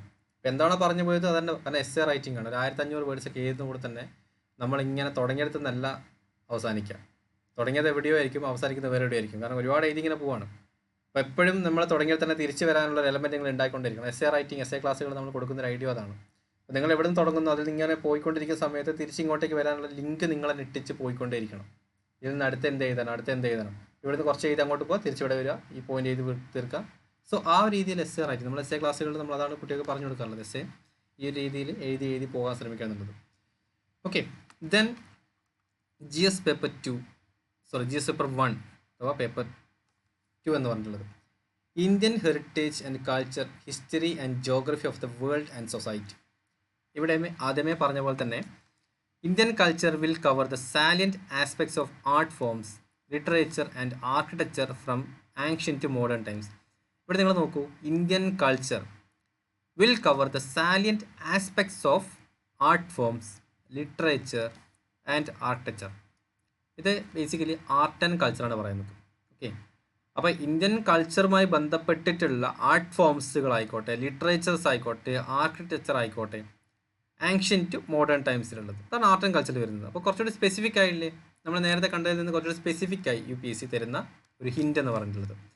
ഇനി ഹിസ്റ്ററിയിലേക്ക് വരുന്ന സമയത്ത് കുറച്ചുകൂടി UPSC ഒന്ന് ഡീറ്റെയിൽ ചെയ്തു. എങ്ങനെ? Modern Indian history from about the middle of the 18th century. Okay, middle of the 18th century, 1750 കാലഘട്ടം മുതലുള്ള കുറച്ച് കാര്യങ്ങളാണ് പറയാൻ പോകുന്നത്. Middle of the 18th century until the present, significant events, personalities and issues. നിങ്ങൾ നോക്കൂ, significant events, personalities and issues. Okay, അപ്പോൾ നിങ്ങൾ ഹിസ്റ്ററി പഠിക്കുന്ന സമയത്ത് സിഗ്നിഫിക്കൻ്റ് ആയിട്ട് നടന്നിരിക്കുന്ന ഇവൻറ്റുകൾ എന്തൊക്കെയായിരുന്നു, ഏതൊക്കെയായിരുന്നു മേജർ കോൺട്രിബ്യൂട്ടേഴ്സ്, ഏതൊക്കെയായിരുന്നു മേജർ പേഴ്സണാലിറ്റീസ്, എന്തൊക്കെയായിരുന്നു ഇതിൻ്റെ ഭവിഷ്യത്തുകൾ അല്ലെങ്കിൽ ഇഷ്യൂസുകൾ എന്തൊക്കെയായിരുന്നു, ആ ഒരു 3 സെക്ടറിലായിട്ട് ഹിസ്റ്ററിനെ പഠിക്കും. ചുമ്മാ ബ്ലൈൻഡ് ആയിട്ട് ഇങ്ങനെ പഠിച്ചു പോകുന്നതിന് പകരം ആ 3 സെക്ഷൻ വൈസ് ആയിട്ട് നിങ്ങൾ പഠിക്കാൻ ശ്രമിക്കുക. ഞാൻ ക്വസ്റ്റ്യൻ കാണിച്ചു തരാം ഈ ഒരു GS പേപ്പർ 1 കഴിഞ്ഞ ശേഷം. ദെൻ ഹിസ്റ്ററി കഴിഞ്ഞില്ല, പിന്നെയും വരുന്നതായിരിക്കാണ് the freedom struggle. The freedom struggle, its various stages and important contribution from different parts of the country.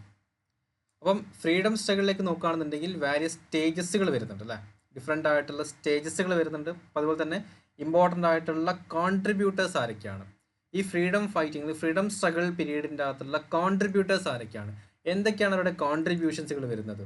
Okay, അപ്പം രാജ്യത്തിൻ്റെ പല ഭാഗത്തു നിന്നുള്ള ആളുകളാണ് ഇതിനകത്തുള്ള കോൺട്രിബ്യൂട്ടേഴ്സായി വന്നിട്ടുള്ളത്. അപ്പോൾ അവിടെയും നമുക്ക് സ്പെസിഫിക് ആയി ഇപ്പോൾ ഇന്ത്യൻ ഹിസ്റ്ററി എന്ന് കേൾക്കുന്ന സമയത്ത് ഫ്രീഡം സ്ട്രഗിൾ, നാഷണൽ മൂവ്മെൻറ്റ് അല്ലെങ്കിൽ ആ കാലഘട്ടത്തിൽ എന്തൊക്കെയായിരുന്നു പല ഭാഗത്തുള്ള ആളുകളുടെ കോൺട്രിബ്യൂഷൻസ്, അല്ലെങ്കിൽ എന്തൊക്കെയായിരുന്നു ആളുകളുടെ, അല്ലെങ്കിൽ ഏതൊക്കെ ആളുകളാണ് കോൺട്രിബ്യൂട്ടേഴ്സായി മാറിയിട്ടുള്ളത്. കുറച്ചുകൂടി സ്പെസിഫിക് ആയി നമ്മുടെ പഠിത്തം കുറച്ചുകൂടി നമുക്ക് ഈസി ആയിട്ട് കൊണ്ടുപോകാൻ പറ്റുന്നൊരു അവസ്ഥയിലേക്ക് മാറുകയാണ്. ദെൻ പോസ്റ്റ് ഇൻഡിപെൻഡൻസ് കാലഘട്ടത്തിലേക്ക് വരികയാണ്. Post independence, consultation and reorganisation within the country. ഇപ്പോൾ പോസ്റ്റ് ഇൻഡിപെൻഡൻസിന് ശേഷം എങ്ങനെയാണ് ഈ പറഞ്ഞ ഇഷ്യൂസുകളൊക്കെ കൺസോൾട്ട് ചെയ്തിട്ടുള്ളത്, അതുപോലെ തന്നെ റീഓർഗനൈസേഷൻ എങ്ങനെയാണ് രാജ്യത്തിൻ്റെ അകത്ത് നടന്നിട്ടുള്ളത് എന്നുള്ളതാണ്. അപ്പോൾ ഒന്നുകൂടി സ്പെസിഫിക് ആയിട്ട് പറയാമെന്നുണ്ടെങ്കിൽ പോസ്റ്റ് ഇൻഡിപെൻഡൻസ് മേഖലയിൽ നിന്ന് ഒരുപാട് പൊളിറ്റിക്കൽ ടൈപ്പിലേക്ക് പോകേണ്ട ആവശ്യം വരുന്നില്ല. കാരണം വെച്ച് കഴിഞ്ഞാൽ നമ്മുടെ നാഷണൽ ലെവലിലുള്ള പൊളിറ്റിക്സുകൾ നിങ്ങൾ ആലോചിച്ച് നോക്കിയാൽ മതി. പോസ്റ്റ് ഇൻഡിപെൻഡൻസ് ചോദിക്കുന്ന ക്വസ്റ്റ്യൻസുകൾ അത്ര സ്പെസിഫിക് ആവണമെന്ന് വലിയ നിർബന്ധമില്ല. എന്തായിരുന്നു കാരണം? പോസ്റ്റ് ഇൻഡിപെൻഡൻസ് കൺസോൾട്ടേഷൻ കാലഘട്ടത്തിലേക്ക് വരുന്ന സമയത്ത് കുറച്ച് പൊളിറ്റിക്കൽ ഐഡിയോളജി അല്ലേ? ആ സമയത്തല്ലേ പാർട്ടികളൊക്കെ തുടങ്ങി വരുന്നതല്ലേ? കോൺഗ്രസ് അല്ലെങ്കിൽ BJP, കമ്മ്യൂണിസം എന്ന് പറഞ്ഞ പല പാർട്ടികളും തുടങ്ങുന്നതാണ്. BJP തലപ്പത്ത് അവിടെ ഇരിക്കുന്ന സമയത്ത് കോൺഗ്രസ് ഇതിരിക്കും നല്ലതിനെ പറ്റി ചോദിക്കാൻ സമ്മതിക്കും. എല്ലാം ട്രാൻസ്പെറൻ്റ് ആണെന്നുണ്ടെങ്കിലും ചില കാര്യങ്ങൾ റെസ്ട്രിക്ഷൻസ് ഇപ്പോഴും എപ്പോഴും ഉണ്ട്. ഓക്കെ, പൊളിറ്റിക്സ് ആണ്. UPSC-യോടാണെങ്കിലും കോൺഗ്രസ് ഇപ്പം BJP ഗവൺമെൻറ്റാണ് അധികാരത്തിലുള്ളത്. കോൺഗ്രസ് ചെയ്തിരിക്കുന്ന നല്ല കാര്യങ്ങൾ ചോദിക്കാൻ ഇല്ല എന്ന് പറയുന്നില്ല. നമുക്ക് നമ്മുടെ ക്വസ്റ്റ്യൻസ് നോക്കുന്ന സമയത്ത് അങ്ങനെ ചോദിച്ചാൽ കണ്ടിട്ടില്ല. ഓക്കെ, അപ്പോൾ നമ്മളിത് അനലൈസ് ചെയ്യുന്ന സമയത്ത് ഇങ്ങനെ ആലോചിക്കും, ശരിയാണ്, ആ ക്വസ്റ്റ്യൻ ചോദിച്ചിട്ടില്ലല്ലോ. അതുകൊണ്ട് അത് ക്രെഡിബിൾ ആയിട്ടുള്ള സോഴ്സിൽ നിന്ന് കിട്ടിയൊരു വിവരങ്ങളൊന്നുമല്ല. ബട്ട് അങ്ങനെ ചിന്തകൾ പോകണം. നമ്മുടെ ചിന്തകൾ എങ്ങോട്ട് വേണം നമുക്ക് വ്യതിചലിച്ചിട്ട് വിടാം. ഓക്കെ, അതുകൊണ്ട് ആരും ക്വസ്റ്റ്യൻ ചോദിക്കാറില്ല. എസ്പെഷ്യലി അധികം ക്വസ്റ്റ്യൻസ് പോസ്റ്റ് ഇൻഡിപെൻഡൻസിൽ നിന്ന് ചോദിക്കാറില്ല. അത് നല്ല കാര്യങ്ങളല്ലേ ചോദിക്കാൻ പറ്റും, കുറ്റങ്ങൾ അധികം ചോദിക്കാൻ പറ്റില്ല. ഇന്ത്യൻ്റെ മോശം കാര്യങ്ങളെ പറ്റി ചോദിക്കാൻ പറ്റും UPSC-ക്ക്? ഇല്ല. ദെൻ ഹിസ്റ്ററിയിൽ വരുന്ന സമയത്ത് history of the world will includes events from the 18th century such as Industrial Revolution, ഓർത്തിരിക്കുക, Industrial Revolution, World Wars, withdrawal of national boundaries, colonization, decolonization, political philosophies like communism, capitalism, socialism, etc., including the Gandhism, their forms and effect on the society. ഓർത്തിരിക്കുക. അപ്പോൾ എന്താണ് world ഹിസ്റ്ററിയിൽ പറഞ്ഞിട്ടുള്ളത്? World ഹിസ്റ്ററിയിൽ 18th century മുതൽ 1700 കാലഘട്ടം മുതൽ ഇങ്ങോട്ടേക്കുള്ള കാര്യങ്ങൾ, ലോകത്ത് ആകമാനം നടന്നിരിക്കുന്ന കാര്യങ്ങൾ, ഇൻഡസ്ട്രിയൽ റവല്യൂഷൻ, മെയിനായിട്ട് യൂറോപ്പിൽ നടന്നിരിക്കുന്ന ഇൻഡസ്ട്രിയൽ റവല്യൂഷൻ്റെ ഭാഗമായിട്ട് നടന്നിരിക്കുന്ന ചേഞ്ചസുകൾ എന്തൊക്കെയായിരുന്നു, വേൾഡ് വാറുകൾ എന്തൊക്കെയാണ് നടന്നിട്ടുണ്ടായിരുന്നത്, നാഷണൽ ബൗണ്ടറീസിൻ്റെ റിഡ്രോവൽ, നാഷണൽ ബൗണ്ടറീസ് പലതും വിഘടിച്ച് പോയിക്കൊണ്ടിരിക്കുന്ന കാലഘട്ടമാണ്. അപ്പം എങ്ങനെയാണ് നാഷണൽ ബൗണ്ടറീസിൻ്റെ വിഘടനം സംഭവിച്ചിട്ടുണ്ടായിരുന്നത്, കോളനൈസേഷൻ ആൻഡ് ഡീകോളനൈസേഷൻ അല്ലേ? ഒരു രാജ്യത്തിൻ്റെ കോളനിയാക്കി മാറ്റുന്നു, വീണ്ടും അത് ഡീകോളനൈസ് ചെയ്യുന്നു.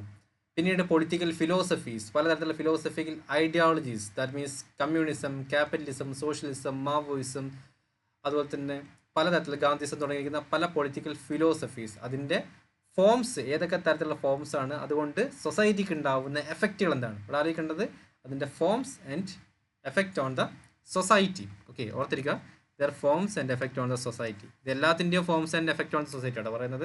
ഇൻഡസ്ട്രിയൽ റവല്യൂഷൻ കൊണ്ടുണ്ടായിരിക്കുന്ന അതിൻ്റെ ഡിഫറെൻറ്റ് ഫോംസ് എന്തൊക്കെയാണ്, അതുകൊണ്ടുണ്ടായ സൊസൈറ്റിക്ക് ഉണ്ടാകുന്ന എഫക്റ്റ് എന്താണ്. അപ്പോൾ കുറച്ചുകൂടി സ്പെസിഫിക് ആണെന്നുണ്ടെങ്കിൽ ഇത്രയും കാര്യങ്ങളെ കൊണ്ട് സൊസൈറ്റിക്ക് ഉണ്ടായിരിക്കുന്ന ഇഷ്യൂസുകൾ എന്താണെന്നാണ് UPSC ചോദിക്കുക. ഓർത്തിരുന്നോളൂ, world history explain about world war 1, explain about world war 2, അതൊന്നല്ലേക്കുക. ഇത്തരം കാര്യങ്ങളെ കൊണ്ട് സൊസൈറ്റിക്ക് ഉണ്ടായിരിക്കുന്ന ഇഷ്യൂസ് എന്തായിരുന്നു, വേൾഡ് വാർ 1 കൊണ്ടുണ്ടായിരിക്കുന്ന കാര്യം എന്താണ്, ജർമ്മൻ വാറിനെ കൊണ്ടുണ്ടായിരിക്കുന്ന കാര്യം എന്തായിരുന്നു, റഷ്യൻ റവല്യൂഷനെ കൊണ്ടുണ്ടായിരിക്കുന്ന ഇഷ്യൂസുകൾ എന്താണ്. ജസ്റ്റ് UPSC-യുടെ ഫോർമേഷൻ അങ്ങോട്ടേക്ക് കാണിക്കും. അത് ഓർത്തിരുന്നോളൂ. ക്വസ്റ്റ്യൻ നമുക്ക് നോക്കാം. Then salient features of Indian society, diversity of India.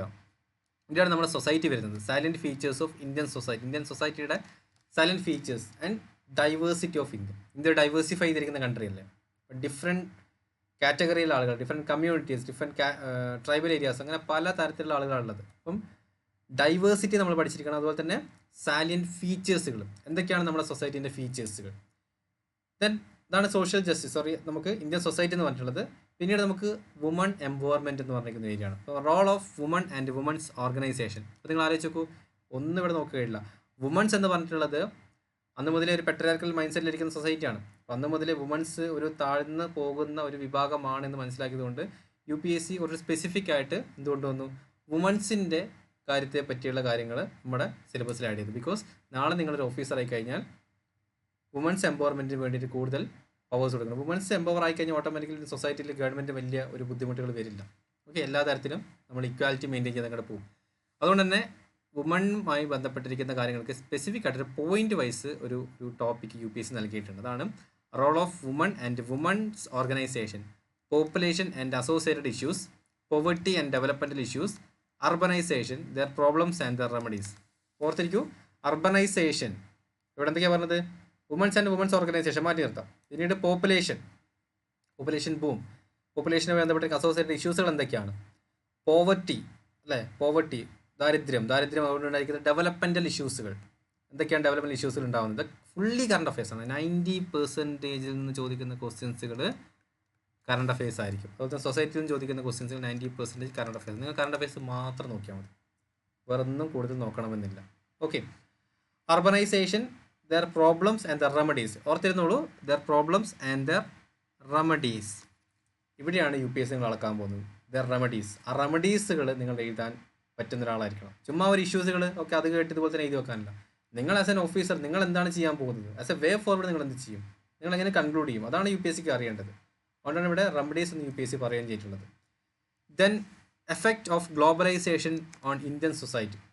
Specific ആയിട്ട് പറയുന്നത് വെച്ചാൽ നമ്മൾ LPG റിഫോംസ് അല്ലേ, LPG റിഫോംസ് 1991 LPG റിഫോംസ് വന്ന സമയത്താണ് നമ്മുടെ ലിബറലൈസേഷൻ, പ്രൈവറ്റൈസേഷൻ, ഗ്ലോബലൈസേഷൻ. ആ ഗ്ലോബലൈസേഷൻ വന്ന സമയത്താണ് നമ്മുടെ സൊസൈറ്റി നമ്മുടെ മറ്റ് രാജ്യങ്ങളുമായിട്ട് കണക്റ്റ് ആവാൻ ശ്രമിക്കുന്നത്. ഇപ്പോൾ തന്നെ ഇന്ത്യൻ ഡയസ്പോറ പല സ്ഥലങ്ങളിലേക്ക് പോകുന്നുണ്ട് അല്ലേ, നമ്മളിവിടെ നിന്ന് ആൾക്കാർ മൈഗ്രേറ്റ് ചെയ്ത് പല രാജ്യങ്ങളിലേക്ക് പോകുന്നുണ്ട്, അവിടെ നിന്ന് ഇങ്ങോട്ടേക്ക് വരുന്നുണ്ട് അല്ലേ. നമ്മളിപ്പം എന്താണ് മൈഗ്രേഷൻ ഇഷ്യൂസുകൾ വരുന്നുണ്ട്, ഇമിഗ്രേഷൻ ആൻഡ് എമിഗ്രേഷൻ ഇഷ്യൂസുകൾ വരാറുണ്ട് അല്ലേ. മറ്റേ പുറം രാജ്യങ്ങളിൽ നിന്ന് ഇങ്ങോട്ടേക്ക് നമ്മൾ കുടിയേറി പാർത്ത് വരുന്ന ആളുകൾ വരാറുണ്ട്. അപ്പോൾ അതൊക്കെ ഇന്ത്യൻ സെക്യൂരിറ്റി ഇഷ്യൂസാണ്. അപ്പം ഗ്ലോബലൈസേഷൻ കൊണ്ട് ഇന്ത്യൻ സൊസൈറ്റിക്ക് ഉണ്ടായിരിക്കുന്ന ഇഷ്യൂസുകളാണ് പറഞ്ഞിട്ടുള്ളത്. ഇന്ത്യൻ എക്കണോമിക് അല്ല, ഗ്ലോബലൈസേഷൻ കൊണ്ട് ഇന്ത്യൻ സൊസൈറ്റിക്ക് ഉണ്ടായിരിക്കുന്ന ഇഷ്യൂസ് എന്താണ്, കൾച്ചറൽ ചേഞ്ചസുകളെ പറ്റി ചോദിച്ചിരിക്കാം. അല്ലെങ്കിൽ എന്താണ് നമ്മളിപ്പം ഫോർ എക്സാമ്പിൾ സിമ്പിളായിട്ട് പറയുന്ന ഒരു ക്വസ്റ്റ്യൻ ചോദിച്ചാണ് UPSC, നമ്മുടെ മാരേജ് എന്ന് പറഞ്ഞ ഇൻസ്റ്റിറ്റ്യൂഷൻ അതിൽ വന്നിരിക്കുന്ന ചേഞ്ചസുകൾ എങ്ങനെയാണ്. അപ്പോൾ ഗ്ലോബലൈസേഷനെ കൊണ്ട് നമ്മൾ ഈ എന്താണ് പ്രീ വെഡിങ്ങെന്നോ അല്ലെങ്കിൽ ഡെസ്റ്റിനേഷൻ വെഡിങ് എന്ന് പറഞ്ഞിരിക്കുന്ന പരിപാടി ഉണ്ടല്ലോ ഇപ്പോൾ. സോ ഇതൊന്നും ശരിക്കും പറഞ്ഞാൽ നമ്മുടെ കൾച്ചറല്ല, നമ്മുടെ വെസ്റ്റേൺ കൾച്ചേഴ്സ് ഇങ്ങോട്ടേക്ക് കൊണ്ടുവരണം. അപ്പം നമ്മുടെ കൾച്ചർ, നമ്മുടെ സൊസൈറ്റി, നമ്മുടെ കൾച്ചറിൽ മറ്റ് ഗ്ലോബലൈസേഷനെ കൊണ്ടുണ്ടായിരിക്കുന്ന ഇൻഫ്ലുവൻസുകളാണ് അതല്ലേ. അതൊക്കെ UPSC ചോദിച്ചിട്ടുണ്ട് UPSC. ഇതൊക്കെ നിങ്ങൾക്ക് ഇതൊക്കെ പ്രോസസ് ചെയ്യാൻ പറ്റണം. അതാ UPSC എപ്പോഴും വളരെ സിമ്പിൾ ആയിട്ടുള്ള ഒരു ഏരിയയാണ് മക്കളെ. പക്ഷേ നിങ്ങൾ പ്രോസസ്സ് ചെയ്ത് കഴിഞ്ഞാൽ നല്ല രീതിയിൽ ചിന്തിക്കാനും എത്താനും പറ്റുന്ന ഏരിയയും കൂടിയാണ്. Then social empowerment, communalism, regionalism and secularism. Socially empowered ആവുക എന്നുള്ളത് അതിൽ കുറച്ച് ഏരിയാസ് ആണ്. കമ്മ്യൂണലിസം എന്താണ്, റീജിയണലിസം കൊണ്ടുണ്ടായിരിക്കുന്ന ഇഷ്യൂസുകൾ എന്താണ്, സെക്യുലറിസം കൊണ്ടിരിക്കുന്ന ഇഷ്യൂസുകൾ, എഫക്ട്സ് ആൻഡ് എന്താണ് ബെനിഫിറ്റ്സുകൾ, രണ്ട് കാര്യങ്ങൾ ചോദിക്കാം. ദെൻ നമ്മൾ കഴിഞ്ഞു. ഇപ്പോൾ സൊസൈറ്റി കഴിഞ്ഞു, വുമൺ എംപവർമെൻറ്റ് കഴിഞ്ഞു, നമ്മൾ ഹിസ്റ്ററി കഴിഞ്ഞു, ആർട്ട് ആൻഡ് കൾച്ചർ കഴിഞ്ഞു അല്ലേ. നമ്മൾ 3-5 മാസം പഠിക്കുന്ന ഒരു ടോപ്പിക്കിൻ്റെ സിലബസ് അവിടെ കഴിഞ്ഞിരിക്കുകയാണ്. ദെൻ വരികയാണ് silent features of world physical geography. ഇതൊന്നുമല്ല നമ്മൾ പ്രിലിംസിൻ്റെ മെയിൻസിൽ എന്നൊക്കെ പറഞ്ഞ് പഠിക്കുന്ന സെയിം സാധനം തന്നെ, salient features of world physical geography. പിന്നീട് വരുന്ന ഏരിയാസ് ആണ് നമുക്ക് important. Salient features of world physical geography ചിലപ്പോൾ എന്തും ചോദിക്കും, പക്ഷേ ഒരു ക്വസ്റ്റിനെ ചോദിക്കും. Then distribution of key natural resources across the world including South Asia and Indian subcontinent. ഇവിടെ നോക്കൂ, distribution of key natural resources. എന്താണ് നാച്ചുറൽ റിസോഴ്സസ്? എന്തായിരിക്കും നാച്ചുറൽ റിസോഴ്സസ്? നമുക്ക് പറയാം ഇരുമ്പയിരികളൊക്കെ നിക്ഷേപണം എന്ന് പറയാം. അത് മാത്രമാണോ? അല്ല. വെള്ളം ഒരു നാച്ചുറൽ റിസോഴ്സാണെന്ന് പറയാം, മണ്ണ് ഒരു നാച്ചുറൽ റിസോഴ്സാണെന്ന് പറയാം. അപ്പോൾ ഇതിൻ്റെയൊക്കെ ഡിസ്ട്രിബ്യൂഷൻ എങ്ങനെയാണ്? ഈ distribution of key natural resources across the world including South Asia and Indian subcontinent. അപ്പോൾ അക്രോസ് ദ വേൾഡ് എന്ന് പറയുകയും ചെയ്തിട്ട് UPSC പിന്നെയും എടുത്ത് പറയുകയാണ്. അക്രോസ് വേൾഡ് വെച്ചാൽ മൊത്തം ഭൂമി കറങ്ങിയെത്തി. പിന്നെയും എടുത്ത് പറയുകയാണ് including South Asia and Indian sub continent. എന്താ അതിനെക്കൊണ്ട് ഉദ്ദേശിക്കുന്നത്? മക്കളെ അധികം അങ്ങോട്ടൊന്നും പോകണ്ട, കുറച്ചുകൂടി സ്പെസിഫിക് ആയിട്ട് ഞങ്ങൾ ഇവിടെ നിന്നാണ് ചോദിക്കുന്നത്. South Asia and Indian sub continent. Indian sub continent എന്ന് പറയുന്ന സമയത്ത് ഇന്ത്യ രാജ്യം മാത്രമല്ല, അഫ്ഗാനിസ്ഥാനും പാകിസ്ഥാനും ബംഗ്ലാദേശും മ്യാൻമാറും നേപ്പാളും ഒക്കെ വരുന്നൊരു ഏരിയയും കൂടിയാണ് കേട്ടോ. അപ്പം ഇതിനെയാണ് നമ്മൾ ഇന്ത്യൻ സബ് കോണ്ടിനെൻറ്റ് എന്ന് പറയുന്നത്. ജോഗ്രഫിക്കൽ ടേമാണ് ഇന്ത്യൻ സബ് കോണ്ടിനെൻറ്റ് എന്ന് പറയുന്നത്. ഇന്ത്യ എന്ന് പറഞ്ഞിരിക്കുന്ന രാജ്യമാണ്, പൊളിറ്റിക്കൽ ബൗണ്ടറീസ് ആണ്. നമ്മളിവിടെ ജോഗ്രഫിക്കൽ ബൗണ്ടറീസ് ആണ് പറയുന്നത്. Then factors responsible for the location of primary, secondary and tertiary sector industries in various part of the world including India. വീണ്ടും അവിടെ ഇന്ത്യ. അപ്പോൾ factors responsible four location of primary, secondary and tertiary industries. അപ്പോൾ primary sectors നമുക്കറിയാമല്ലോ. Primary sector industries എന്താണ്, secondary sector industries എന്താണ്, tertiary sector industries എന്താണ്, അതിൻ്റെ ഡിസ്ട്രിബ്യൂഷൻസും അതെന്തുകൊണ്ടാണ് അതിൻ്റെ എഫക്റ്റുകളും കാര്യങ്ങളും.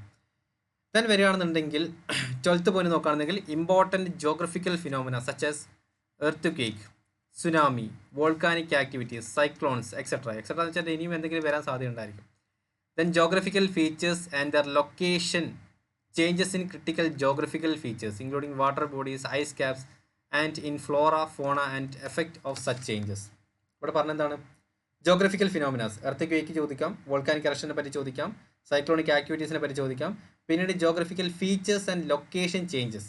ഇപ്പോൾ ക്രിട്ടിക്കൽ ജോഗ്രഫിക്കൽ ഫീച്ചേഴ്സ് ആയിട്ടുള്ള വാട്ടർ ബോഡീസിൻ്റെ ചേഞ്ചസ്, ഐസുകൾ ഉരുകുന്നു അല്ലേ, അന്റാർട്ടിക്കൽ ഐസ് ഉരുകുന്നു, ആർട്ടിക്കൽ ഐസ് ഉരുകുന്നു. അതുപോലെ തന്നെ അതുകൊണ്ടുണ്ടാകുന്ന എഫക്റ്റുകൾ, ഫ്ലോറ ആൻഡ് ഫോണയിൽ ഉണ്ടായിരിക്കുന്ന എഫക്റ്റുകൾ എന്തൊക്കെയായിരിക്കും? ഈ ഒരു ഇഷ്യൂസുകൾ, ഈ ഒരു ലൊക്കേഷൻ ചേഞ്ചസുകളും അല്ലെങ്കിൽ ജോഗ്രഫിക്കൽ ഫീച്ചേഴ്സിൽ ഉണ്ടാകുന്ന ചേഞ്ചസുകൾ എന്താണെന്നാണ് പറഞ്ഞിട്ടുള്ളത്. ഓക്കെ, അപ്പോൾ ഇത്രയുമാണ് GS പേപ്പർ 1 വന്നിട്ടുള്ളത്. അപ്പോൾ പ്രത്യേകിച്ച് ഒന്നും മനസ്സിലായിട്ടില്ലെങ്കിൽ നമുക്കൊരു കാര്യം ചെയ്യാം. നമുക്ക് GS പേപ്പർ 1 പേപ്പറിൻ്റെ ഒരു അനാലിസിസ് നമുക്ക് വേണമെങ്കിൽ എടുത്ത് നോക്കാം. ഓക്കെ, നമ്മൾ ചെയ്യുന്ന കാര്യങ്ങൾ ഇത്ര തന്നെയാണ്. ഇപ്പോൾ ഇവിടെ നിങ്ങൾക്ക് നോക്കുകയാണെന്നുണ്ടെങ്കിൽ നമുക്ക് ഇനി സിലബസ് ആയിട്ടൊന്ന് കണക്ട് ചെയ്ത് നോക്കാം. സമയപരിധി കാരണം നമ്മൾ GS പേപ്പർ 1 and 2 ആണ് കണക്ട് ചെയ്യുന്നുള്ളൂ. ബാക്കി നിങ്ങൾ സ്വന്തമായിട്ട് കണക്ട് ചെയ്യുന്നത്, അല്ലെങ്കിൽ നമുക്ക് ക്ലാസ്സിലേക്ക് ജോയിൻ ചെയ്യുന്ന സമയത്ത് ഡീറ്റെയിൽ ആയിട്ട് നമ്മളെല്ലാം കണക്ട് ചെയ്ത് പോകുന്നതായിരിക്കും. സോ ഇവിടെ first of all explain the role of geographical factors towards the development of ancient India. Okay, 2020 ചോദിച്ചിരിക്കുന്ന ക്വസ്റ്റ്യൻ ആണ് കേട്ടോ. Explain the role of geographical factors. Explain the role of geographical factors towards the development of ancient India. Questions മനസ്സിലായില്ലെന്ന് ഇരിക്കും അല്ലേ. Geographical factors നമ്മുടെ ancient ഇന്ത്യയുടെ ഡെവലപ്മെൻറ്റിന് കാരണമായത് എങ്ങനെയാണെന്ന് ചോദിച്ചിട്ടുള്ളത്. ഓക്കെ, അപ്പോൾ explain the role of geographical factors. അത് ആൻഷ്യൻറ്റ് ഇന്ത്യൻ കാലഘട്ടത്തിലുണ്ടായിരുന്ന ഡെവലപ്മെൻറ്റൽ ആക്ടിവിറ്റീസിന് ജോഗ്രഫി എത്രത്തോളം സഹായിച്ചു. എവിടെ ക്വസ്റ്റ്യൻ ചോദിച്ചിട്ടുള്ളത്? ഇത് ആക്ച്വലി ചോദിച്ചിരിക്കുന്ന കാര്യം എന്ന് വെച്ചാൽ Indian culture will cover the salient aspects of art forms, literature, architecture and ancient modern times. നമ്മൾ പഠിച്ചു വന്നിരിക്കുന്ന എല്ലാ ആർക്കിടെക്ചറും പഠിച്ചിട്ടുണ്ടായിരുന്നു, നമ്മളെല്ലാ ആർട്ട് ഫോംസുകളും പഠിച്ചിട്ടുണ്ട്, ലിറ്ററേച്ചർ സബ്ജക്റ്റിൽ പഠിച്ചിട്ടുണ്ട്. പക്ഷേ ക്വസ്റ്റ്യൻ ചോദിച്ചിരിക്കുന്നത് ഏതോ ക്വസ്റ്റ്യൻ അല്ലേ. Explain the role of geographical factors towards the development of ancient India. അങ്ങനെ ചോദിച്ചുകൊണ്ട് തന്നെ നിങ്ങൾക്ക് നല്ലൊരു ഓപ്പർച്യൂണിറ്റി ഉണ്ട്. നിങ്ങൾക്ക് നന്നായിട്ട് മനസ്സിലാക്കാൻ പറ്റിയിട്ടുണ്ടെങ്കിൽ നിങ്ങൾക്ക് മാത്രമേ സ്കോർ ചെയ്യാൻ പറ്റൂ. ബാക്കി എല്ലാവരും നിങ്ങളെപ്പോലെ ഇങ്ങനെ ഇരിക്കുന്നുണ്ടാവും. ഇതിപ്പോൾ എന്താ ചോദിച്ചിട്ടുള്ളത്? കാരണം ആൻഷ്യൻറ്റ് ഇന്ത്യൻ ഡെവലപ്മെൻറ്റിൻ്റെ കാലഘട്ടത്തിൽ, അല്ലെങ്കിൽ ആൻഷ്യൻറ്റ് ഇന്ത്യനകത്ത് ഇങ്ങനെ ഡെവലപ്മെൻറ്റ് നമുക്ക് ചോദിച്ച് ക്വസ്റ്റ്യൻസ് ഒന്നുകൂടി ഡീകോഡ് ചെയ്യുന്നുണ്ടെങ്കിൽ ആൻഷ്യൻറ്റ് ഇന്ത്യൻ കാലഘട്ടത്തിൽ ഉണ്ടായിരിക്കുന്ന സ്റ്റാർട്ടിംഗ് സ്റ്റേജിൽ മുതൽ ഉണ്ടായിരിക്കുന്ന ഡെവലപ്മെൻറ്റൽ ആക്ടിവിറ്റീസ് ഉണ്ടായിരുന്നു. ഈ ഡെവലപ്മെൻറ്റിന് എങ്ങനെയാണ് ജോഗ്രഫിക്കൽ ഫാക്ടേഴ്സുകൾ ഹെൽപ്പ് ചെയ്തിട്ടുണ്ടായിരുന്നത്? ആരപ്പ മോഹൻജദാരോ തുടങ്ങിയിരിക്കുന്ന നമ്മുടെ സിവിലൈസേഷൻ ആക്ടിവിറ്റീസ് എടുക്കുന്ന സമയത്ത് ആ ഡെവലപ്മെൻറ്റിൽ അവിടെ ഉണ്ടാകുന്ന ജോഗ്രഫിക്കൽ ഫാക്ടേഴ്സ് എന്തായിരുന്നു? ഇൻഡസ് റിവർ അവിടെ ഉള്ളതുകൊണ്ടായിരുന്നു ഇൻഡസ് വാലി സിവിലൈസേഷൻ അവിടെ നടന്നിട്ടുണ്ടായിരുന്നത്. ടെറൈൻ ഭയങ്കര സ്മൂത്ത് ആയിരുന്നു. ബിക്കോസ് റിവർ ഒഴുകിയതിന് ശേഷം ടെറൈൻ സ്മൂത്ത് ആയതുകൊണ്ട് തന്നെ അവിടെ വലിയ ടെറൈൻസുകൾ, ഡിഫിക്കൽട്ടായ ടെറൈൻസ് ഉണ്ടായിരുന്നില്ല. അതുകൊണ്ട് തന്നെ സിവിലൈസേഷൻസ് സ്റ്റാർട്ട് ചെയ്തിരിക്കുന്നത് ഈ പറഞ്ഞിരിക്കുന്ന നദീതീരങ്ങളിലായിരുന്നു. അപ്പോൾ ഇതൊക്കെ different kinds of geographical factors ആണ്. അവിടുത്തെ മണ്ണ്, ടെറാക്കോട്ട കാര്യങ്ങൾ ഉപയോഗിക്കാൻ വേണ്ടിയിട്ട് അവിടുത്തെ മണ്ണ് എത്ര ഫലഭൂഷ്ടമായ മണ്ണായിരുന്നു, ആ മണ്ണ് വരാനുള്ള കാരണം റിവർ ആയിരിക്കാൻ കാരണം. അപ്പോൾ ജോഗ്രഫിക്കൽ ഫാക്ടേഴ്സ് പലപ്പോഴും ഈ പറഞ്ഞിരിക്കുന്ന എന്തിന് കാരണമായിട്ടുണ്ട്? ആൻഷ്യൻറ്റ് ഇന്ത്യയിലുള്ള ഡെവലപ്മെൻറ്റിന് കാരണമായിട്ടുണ്ടായിരുന്നു. Architecture ഡെവലപ്മെൻറ്റുകൾ, societal ഡെവലപ്മെൻറ്റുകൾ. ഇപ്പോൾ ഒന്ന് ആലോചിച്ച് നോക്കൂ, നമ്മുടെ ഭൂമിക്കടിയിലുള്ള ഇരുമ്പയിരുകൾ അതൊക്കെ ഈ നദികളായിരിക്കും ചിലപ്പോൾ പുറത്തേക്ക് കൊണ്ടുവരുന്നത്. അതിൽ നിന്ന് വേർതിരിച്ചിട്ടാണ് ഇവർ അയൺ ഏജിലേക്ക് കടക്കുന്നത്. അപ്പോൾ ഇത്തരം കാര്യങ്ങൾ മെൻഷൻ ചെയ്ത് കൊടുക്കുക എന്നുള്ളതാണ് ആ ഒരു ആൻസറിന് നിങ്ങൾക്ക് കൊടുക്കാൻ പറ്റുന്ന ഏറ്റവും ബെസ്റ്റ് ആൻസർ എന്ന് പറഞ്ഞത്. അപ്പം ആൻഷ്യൻറ്റ് ഇന്ത്യയിൽ നടന്നിരിക്കുന്ന മെയിൻ ആയിട്ടുള്ള പോയിന്റുകൾ നിങ്ങൾ എഴുതുക. എന്തൊക്കെയാണ്? 3 ഡയമെൻഷൻസ് എഴുതുക. നിങ്ങൾ ഏത് സമയത്ത് പലപ്പോഴും പറയുന്ന ഇക്വേഷൻസ് ഉണ്ട്. 7+5+3 എന്ന് പറഞ്ഞിട്ടുള്ളത്. 7 മിനിറ്റ് 5 പോയിന്റ്സുകൾ മിനിമം വേണം, 3 ഡയമെൻഷൻ ഉണ്ടായിരിക്കണം. ഓക്കെ, സോ സൂമിൽ ജോയിൻ ചെയ്യുന്ന ആളുകളൊന്നും മ്യൂട്ട് ചെയ്യാൻ ശ്രമിക്കുക. ആരെങ്കിലും അൺമ്യൂട്ട് ആയിട്ടുണ്ടെങ്കിൽ അതൊന്ന് ചെക്ക് ചെയ്ത് നോക്കാം. ഓക്കെ, ദെൻ നെക്സ്റ്റ് ക്വസ്റ്റ്യൻ നോക്കുകയാണെന്നുണ്ടെങ്കിൽ what was the difference between Mahatma Gandhi and Rabindranath Tagore in their approach towards education and nationalism? നമ്മൾ എന്താണ് ഹിസ്റ്ററി പഠിച്ചിട്ടുള്ളത്, ഇവിടെ എന്താണ് ചോദിച്ചിട്ടുള്ളത്? അപ്പോൾ ഇവിടെ ചോദിച്ചിട്ട് ഇവിടെ നമുക്ക് നോക്കാം. ഇങ്ങനെ നോക്കാം, the freedom struggle, its various stages and important contributors and contributions from the different parts of the country. Okay, അപ്പോൾ what was the difference between Mahatma Gandhi Ravindranath Tagore in their approach towards education and nationalism? അപ്പം എഡ്യൂക്കേഷൻ്റെ പീരീഡിലാണെങ്കിലും nationalism ആണെങ്കിലും ഇതൊക്കെ freedom സ്ട്രഗിളിൻ്റെ ഒരു ഭാഗമാണ്. Okay, കാരണം ഇതൊക്കെ പല രീതിയിൽ ഇവർ കോൺട്രിബ്യൂഷൻ ചെയ്തിരിക്കുന്നതാണ്. ഇവിടെ ചോദിച്ചിരിക്കുന്ന കാര്യം ഗാന്ധിജിയുടെയും രവീന്ദ്രനാഥ് ടാഗോറിൻ്റെയും കോൺട്രിബ്യൂഷൻസ് എന്തായിരുന്നു? ഓക്കെ, അല്ലെങ്കിൽ അവരുടെ അപ്രോച്ച് എന്തായിരുന്നു? എഡ്യൂക്കേഷൻസിൻ്റെയും നാഷണലിസത്തിൻ്റെയും മുൻനിർത്തിയിട്ടുള്ള അവരുടെ അപ്രോച്ച് എങ്ങനെയായിരുന്നു എന്നാണ് ചോദിച്ചിട്ടിരിക്കുന്നത്. ഓക്കെ, അപ്പോൾ കുറച്ചുകൂടി സ്പെസിഫിക് ആയില്ലേ? കുറച്ചുകൂടി നമുക്ക് ഈസിയായി, കാര്യങ്ങൾ കുറച്ചുകൂടി ഈസിയായി മാറിയിരിക്കുകയാണ്. Then bring out the socio-economic effect of the introduction of railways in different countries of the world. ഇതേതാ ക്വസ്റ്റ്യൻ അറിയോ? ഇതാണ് മക്കളെ വേൾഡ് ഹിസ്റ്ററിയും ചോദിച്ചിരിക്കുന്ന ഒരു ക്വസ്റ്റ്യൻ. ഓക്കെ, വേൾഡ് ഹിസ്റ്ററിയും ചോദിച്ചിരിക്കുന്ന ക്വസ്റ്റ്യൻ ആണ്. കുടുങ്ങിയോ? വേൾഡ് ഹിസ്റ്ററി നമ്മൾ എന്ത് പഠിച്ചു? നമ്മൾ റഷ്യൻ റവല്യൂഷൻ, ജർമ്മൻ വാർ, വേൾഡ് വാർ 1, വേൾഡ് വാർ 2, അത് ഇത് എല്ലാം പഠിച്ചു വന്നു. ഇവിടെ ചോദിച്ചിരിക്കുന്ന ക്വസ്റ്റ്യൻ എന്താണ്? പ്രിലിംസിനും ചോദിക്കുന്നില്ല. Bring out the socio-economic effect of the introduction of railways in different countries of the world. കുട്ടികളെ, ഞാൻ നേരത്തെ ഒരു കാര്യം പറഞ്ഞിട്ടുണ്ടായിരുന്നു. ഈ പ്രശ്നങ്ങളൊക്കെ കൊണ്ടുണ്ടാവുന്ന സൊസൈറ്റിക്ക് ഉണ്ടാവുന്ന ഇഷ്യൂസുകൾ എന്താണ്? വേൾഡ് ഹിസ്റ്ററി നമ്മൾ നോക്കിയിട്ടുണ്ടായിരുന്നില്ലേ അല്ലേ? വേൾഡ് ഹിസ്റ്ററി നമ്മൾ എന്താ നോക്കിയിട്ടുണ്ടായിരുന്നത്? വേൾഡ് ഹിസ്റ്ററിയിൽ വ്യക്തമായിട്ട് നോക്കുകയാണെന്നുണ്ടെങ്കിൽ ഉണ്ടല്ലേ, there forms and effect on the society. World history എന്തോ ആയിക്കോട്ടെ, അതിൻ്റെ there forms and effect on the society. Question എന്താ ചോദിച്ചിട്ടുള്ളത്? Bring out the socio economic effect അല്ലേ? സൊസൈറ്റിക്ക് എന്തോ ഇഷ്യൂസ് ഉണ്ടായി, സോഷ്യലി അല്ലെങ്കിൽ സൊസൈറ്റൽ ബേസിൽ, എക്കണോമിക്കൽ ബേസിൽ എന്തോ ഒരു ഇഷ്യൂസ് ഉണ്ടായി ഓഫ് ദ ഇൻട്രൊഡക്ഷൻ. അപ്പം റെയിൽവേസിൻ്റെ ഇൻട്രൊഡക്ഷൻ എന്ന് പറഞ്ഞിട്ടുള്ളത് ഇൻഡസ്ട്രിയലൈസേഷൻ നടന്നതിന് ശേഷം നടന്നിരിക്കുന്ന കാര്യമാണ്. അപ്പോൾ introduction of railways in different countries of the world, different കൺട്രീസിൽ റെയിൽവേ ഇൻട്രൊഡക്ഷനിലൂടെ എന്തൊക്കെ സോഷ്യോ എക്കണോമിക് എഫക്റ്റുകളാണ്. അപ്പോൾ നമുക്ക് കുറച്ചുകൂടി ഈസി ആയില്ലേ അല്ലേ? ക്വസ്റ്റ്യൻ നിങ്ങൾ നോക്കൂ, അപ്പോൾ കുറച്ചുകൂടി ഈസിയാണ്. കാരണം വെച്ച് കഴിഞ്ഞാൽ എന്താണോ സിലബസ് പറഞ്ഞിട്ടുള്ളത് അത് തന്നെയാണ് ഇവിടെ ചോദിച്ചിട്ടുള്ളത്. ഇൻഡസ്ട്രിയലൈസേഷൻ എന്ന് പറഞ്ഞിരിക്കുന്ന ഒരു ആക്ടിവിറ്റിയിലൂടെ പുറത്തേക്ക് വന്നിരിക്കുന്ന റെയിൽവേസ് എന്ന് പറഞ്ഞിട്ടുള്ളത് അതിലുണ്ടായിരിക്കുന്ന ചേഞ്ചസ്, അല്ലെങ്കിൽ അതിൻ്റെ ഇൻട്രൊഡക്ഷനിൽ ഉണ്ടായിരിക്കുന്ന സൊസൈറ്റിക്ക് ഉണ്ടായിരിക്കുന്ന ചേഞ്ചസുകളാണ് ചോദിച്ചിട്ടുള്ളത്. സിലബസിൽ വന്യ ചോദിച്ചിട്ടുള്ളൂ, വേറൊന്നും എക്സ്ട്രാ പഠിക്കാൻ പറ്റില്ല.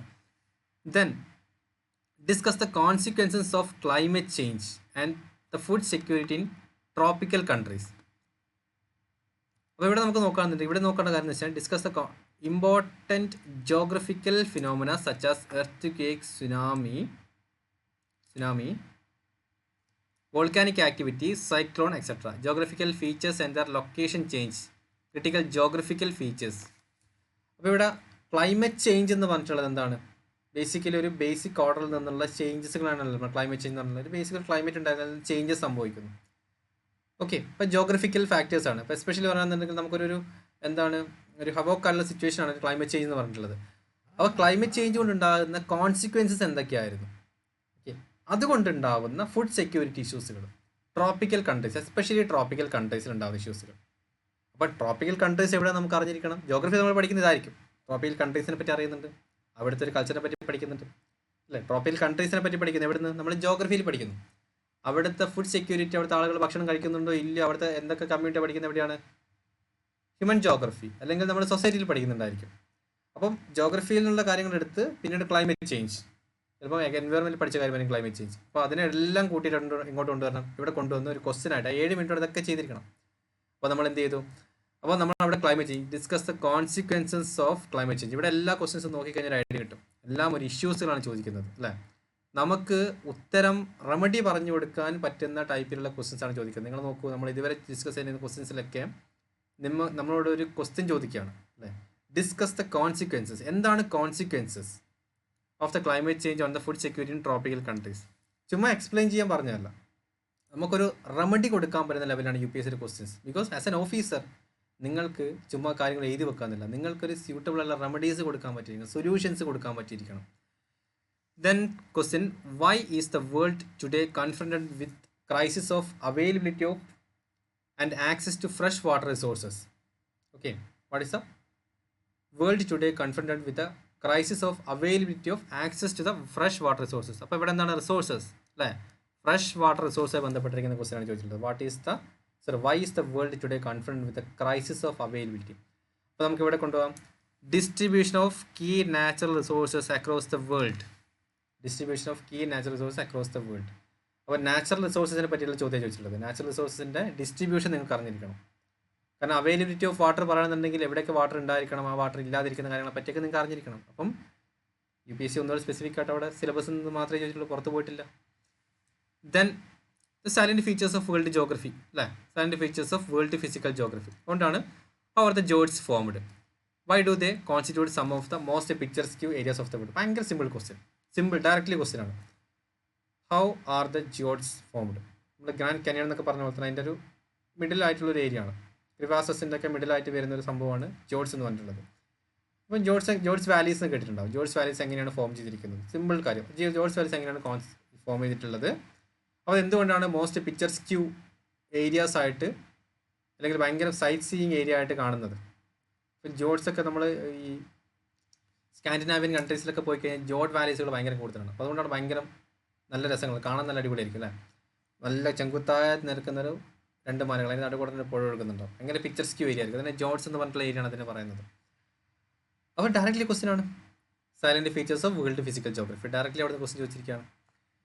ദെൻ വീണ്ടും വരികയാണ് ജോഗ്രഫിയിൽ തന്നെ ക്വസ്റ്റ്യൻസ്. അപ്പോൾ നിങ്ങൾ നോക്കണം കേട്ടോ, ക്വസ്റ്റ്യൻ ജോഗ്രഫിയിൽ ചോദിച്ചിട്ട് ക്വസ്റ്റ്യൻസിന് നിങ്ങൾ നോക്കിയോ. ഞാൻ വേണമെങ്കിൽ ഹിസ്റ്ററിൻ്റെ ക്വസ്റ്റ്യൻസിന് നമുക്ക് എല്ലാം കഴിഞ്ഞിട്ട് നോക്കാം, നോക്കാം നമുക്ക്.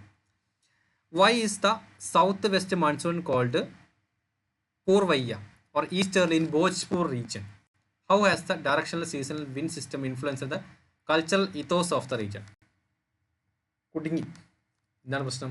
നമ്മൾ ക്ലൈമറ്റോളജി പഠിച്ചിട്ടുണ്ട്.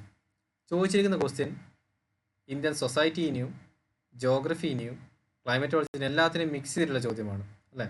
Y is the south west monsoon called purvaiya in Bhojpur region. അപ്പോൾ ഭോജ്പൂർ റീജിയൻ്റെ ആളുകളെ പറ്റി നമുക്ക് അറിഞ്ഞിരിക്കണം. അവരെന്തുകൊണ്ട് അതിനെ പൂർവയ്യ എന്ന് വിളിക്കുന്നത് അറിഞ്ഞിരിക്കണം. അവരുടെ ലാംഗ്വേജസിനെ പറ്റി ബേസിക് ഐഡിയ നമുക്ക് ഉണ്ടായിരിക്കണം. ഇതൊക്കെ എല്ലാം ബേസിക് ഐഡിയ ഉണ്ടായാൽ മതി. ഇൻഡെപ്ത് ആയിട്ട് ഒന്നിനും നമുക്ക് ആവശ്യമായിട്ടില്ല, പക്ഷേ ബേസിക് ഐഡിയ ഉണ്ടായിരിക്കണം. അതുപോലെ തന്നെ how has this directional seasonal wind system influence the cultural ethos of the region. അപ്പോൾ അവിടെ കൾച്ചറൽ ആക്ടിവിറ്റീസുകൾ ഫോം ചെയ്തിരിക്കുന്നത് ഈ ഒരു സീസണിന് വിൻഡിനെ ബേസ് ചെയ്തിട്ടായിരിക്കും. അപ്പോൾ നമുക്ക് ആ സൊസൈറ്റീനെ പഠിക്കണം. അപ്പോൾ ബേസിക്കലി ഇവിടെ ജോഗ്രഫിയിൽ ഇടാൻ പറ്റില്ല, സൊസൈറ്റിയിൽ മാത്രമേ ഇടാൻ പറ്റൂ. ഓക്കെ, ജോഗ്രഫിയിൽ ഇടാനേ പറ്റില്ല. സൊസൈറ്റിയുമായി ബന്ധപ്പെട്ടിരിക്കുന്ന ഒരു ക്വസ്റ്റ്യനാണ് ചോദിച്ചിട്ടുള്ളത്. കാരണം ചുമ്മാ അവിടെ ആകെ സൗത്ത് വെസ്റ്റ് മൺസൂൺ പൂർവയ്യ എന്ന് വിളിക്കുന്നത് എന്തുകൊണ്ടാണ്, അതുപോലെ തന്നെ ആ സീസണൽ ഡയറക്ഷണൽ ചേഞ്ചസുകൾ അത് മാത്രമേ മെൻഷൻ ചെയ്യണ്ടു. ബാക്കിയെല്ലാം നമ്മുടെ ആ ഒരു ഭോജ്പൂർ റീജിയനിലുള്ള സൊസൈറ്റിനെ പറ്റിയാണ് നമ്മൾ പറഞ്ഞു കൊടുക്കേണ്ടത്. Then do you think marriage as A sacrament is losing it's value in modern India? ഞാൻ നേരത്തെ പറഞ്ഞ ക്വസ്റ്റ്യൻ ഉണ്ടായിരുന്നില്ല, നമ്മൾ ഈ എന്താണ് marriage as A sacrament in losing it's values in modern India. Modern Indian കാലഘട്ടത്തിലേക്ക് പോകുന്ന സമയത്ത് മാരേജ് എന്ന് പറഞ്ഞ ഇൻസ്റ്റിറ്റ്യൂഷൻസിൻ്റെ വാല്യൂ കുറഞ്ഞുകൊണ്ടിരിക്കുന്നു. എവിടെ നിന്ന് ചോദിക്കാം question? Salient features of Indian society, diversity of India, salient features of especially Indian society. Okay, അപ്പോൾ marriage എന്ന് പറഞ്ഞ ഇൻസ്റ്റിറ്റ്യൂഷൻസിൻ്റെ വാല്യൂ കുറഞ്ഞുകൊണ്ടിരിക്കുകയാണ്. എന്താണ് അവിടെ വേണമെങ്കിൽ നമുക്ക് ഗ്ലോബലൈസേഷൻ വേണമെങ്കിൽ ആഡ് ചെയ്യാം കേട്ടോ. ഗ്ലോബലൈസേഷൻ എഫക്റ്റ് ഉണ്ടായിട്ടല്ലോ, ആ ഗ്ലോബലൈസേഷൻ എഫക്റ്റ് ആണ് വേണമെങ്കിൽ നമുക്ക് സിലബസിൽ ആഡ് ചെയ്യാം. ഗ്ലോബലൈസേഷൻ കൊണ്ടുവരുന്ന എഫക്റ്റ് ആയിട്ട് വേണമെങ്കിൽ ഇതിനെ പറയാം. ഇവിടെ കുറച്ചുകൂടി സ്പെസിഫിക് ആയിട്ട് salient features of the Indian society എന്ന് വേണമെങ്കിൽ പറയാം. Then explain why suicide among young woman is increasing in Indian society. Woman empowerment അല്ലേ, role of the woman and woman organization, population associated issues, poverty and developmental issues, urbanization, their problems and their remedies. Especially നോക്കുകയാണെങ്കിൽ role of woman and woman എംപവർമെൻറ്റുമായി ബന്ധപ്പെട്ടിരിക്കുന്ന ഏരിയാസാണ്. ദെൻ നോക്കുകയാണെന്നുണ്ടെങ്കിൽ child cuddling is now being replaced by mobile phones. Discuss its impact on the socialization of children. Child cuddling, കുട്ടികളെ നമ്മൾ കളിപ്പിച്ചുകൊണ്ടിരിക്കുന്നത് mobile ഫോൺസിലേക്ക് മാറിയിരിക്കുകയാണ്. Mobile phones കൊടുക്കുന്നു, കഴിക്കുന്ന സമയത്ത് മൊബൈൽ ഫോൺസ് കൊടുക്കുന്നു. അപ്പോൾ ചൈൽഡ് കഡ്ലിംഗ്, അപ്പം അതും നമുക്ക് ഏതായിട്ട് കണക്ട് ചെയ്യാം? Salient features of Indian society and diversity of India. Okay, then വീണ്ടും വരികയാണ് why are the main features of Vedic society and religion. So what are the main features of Vedic society and religion? Do you think some of the features are still prevailing in Indian society?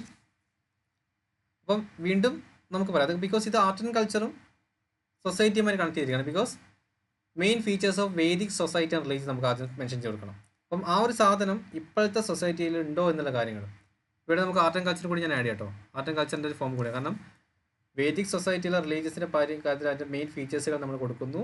പിന്നീട് ഇപ്പം ഉള്ള സൊസൈറ്റിയിൽ ഉണ്ടായിരിക്കുന്ന കണക്ഷൻസുകളും okay ആ ഒരു establishment അല്ലെങ്കിൽ ഫീച്ചേഴ്സുകൾ ഇപ്പോഴും നമ്മൾ കൊണ്ടുപോകുന്നുണ്ടെന്നാണ് ചോദിക്കുന്നത്. ഓക്കെ, പിന്നീട് ചോദിക്കുന്ന ഒരു ഹിസ്റ്ററിയിൽ നിൽക്കുന്ന ക്വസ്റ്റ്യൻ ആണ്, ഞാൻ സിലബസ് ആഡ് ചെയ്യാൻ മറന്നതാണ്. Then how did the colonial rule affect the tribals in India and what was the tribal response to the colonial oppression? അപ്പം how did the colonial rule affect the tribals, അപ്പം important ഇഷ്യൂസുകളാണ് അല്ലേ. നോക്കാം, modern India history from about middle of the 18th century until the present, significant events, personalities and issues. അപ്പോൾ modern history from about the middle of the 18th century until the present, significant events.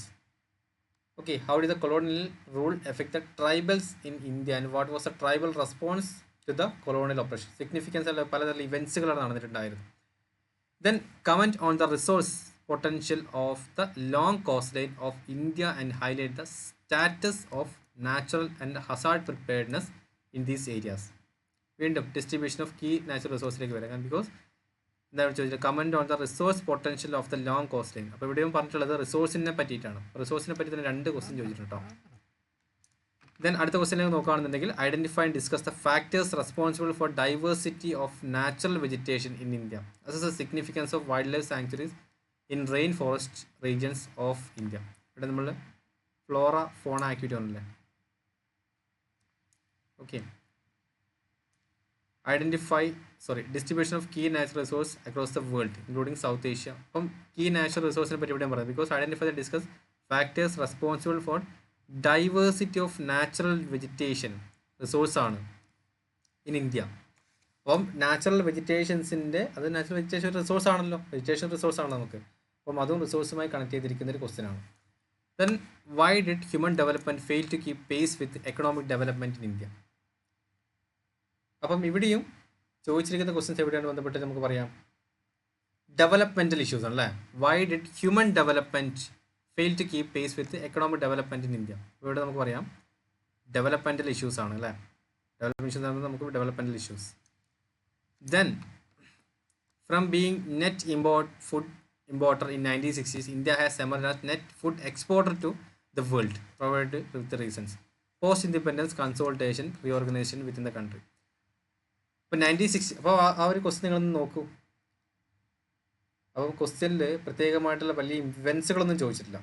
ചോദിച്ചിരിക്കുന്ന കുറച്ച് എന്താണ് എവിടെയും തൊടാത്ത type questions ആണ്. Post independence consolidation ഒരു question മാത്രം ചോദിച്ചിട്ടുണ്ട്.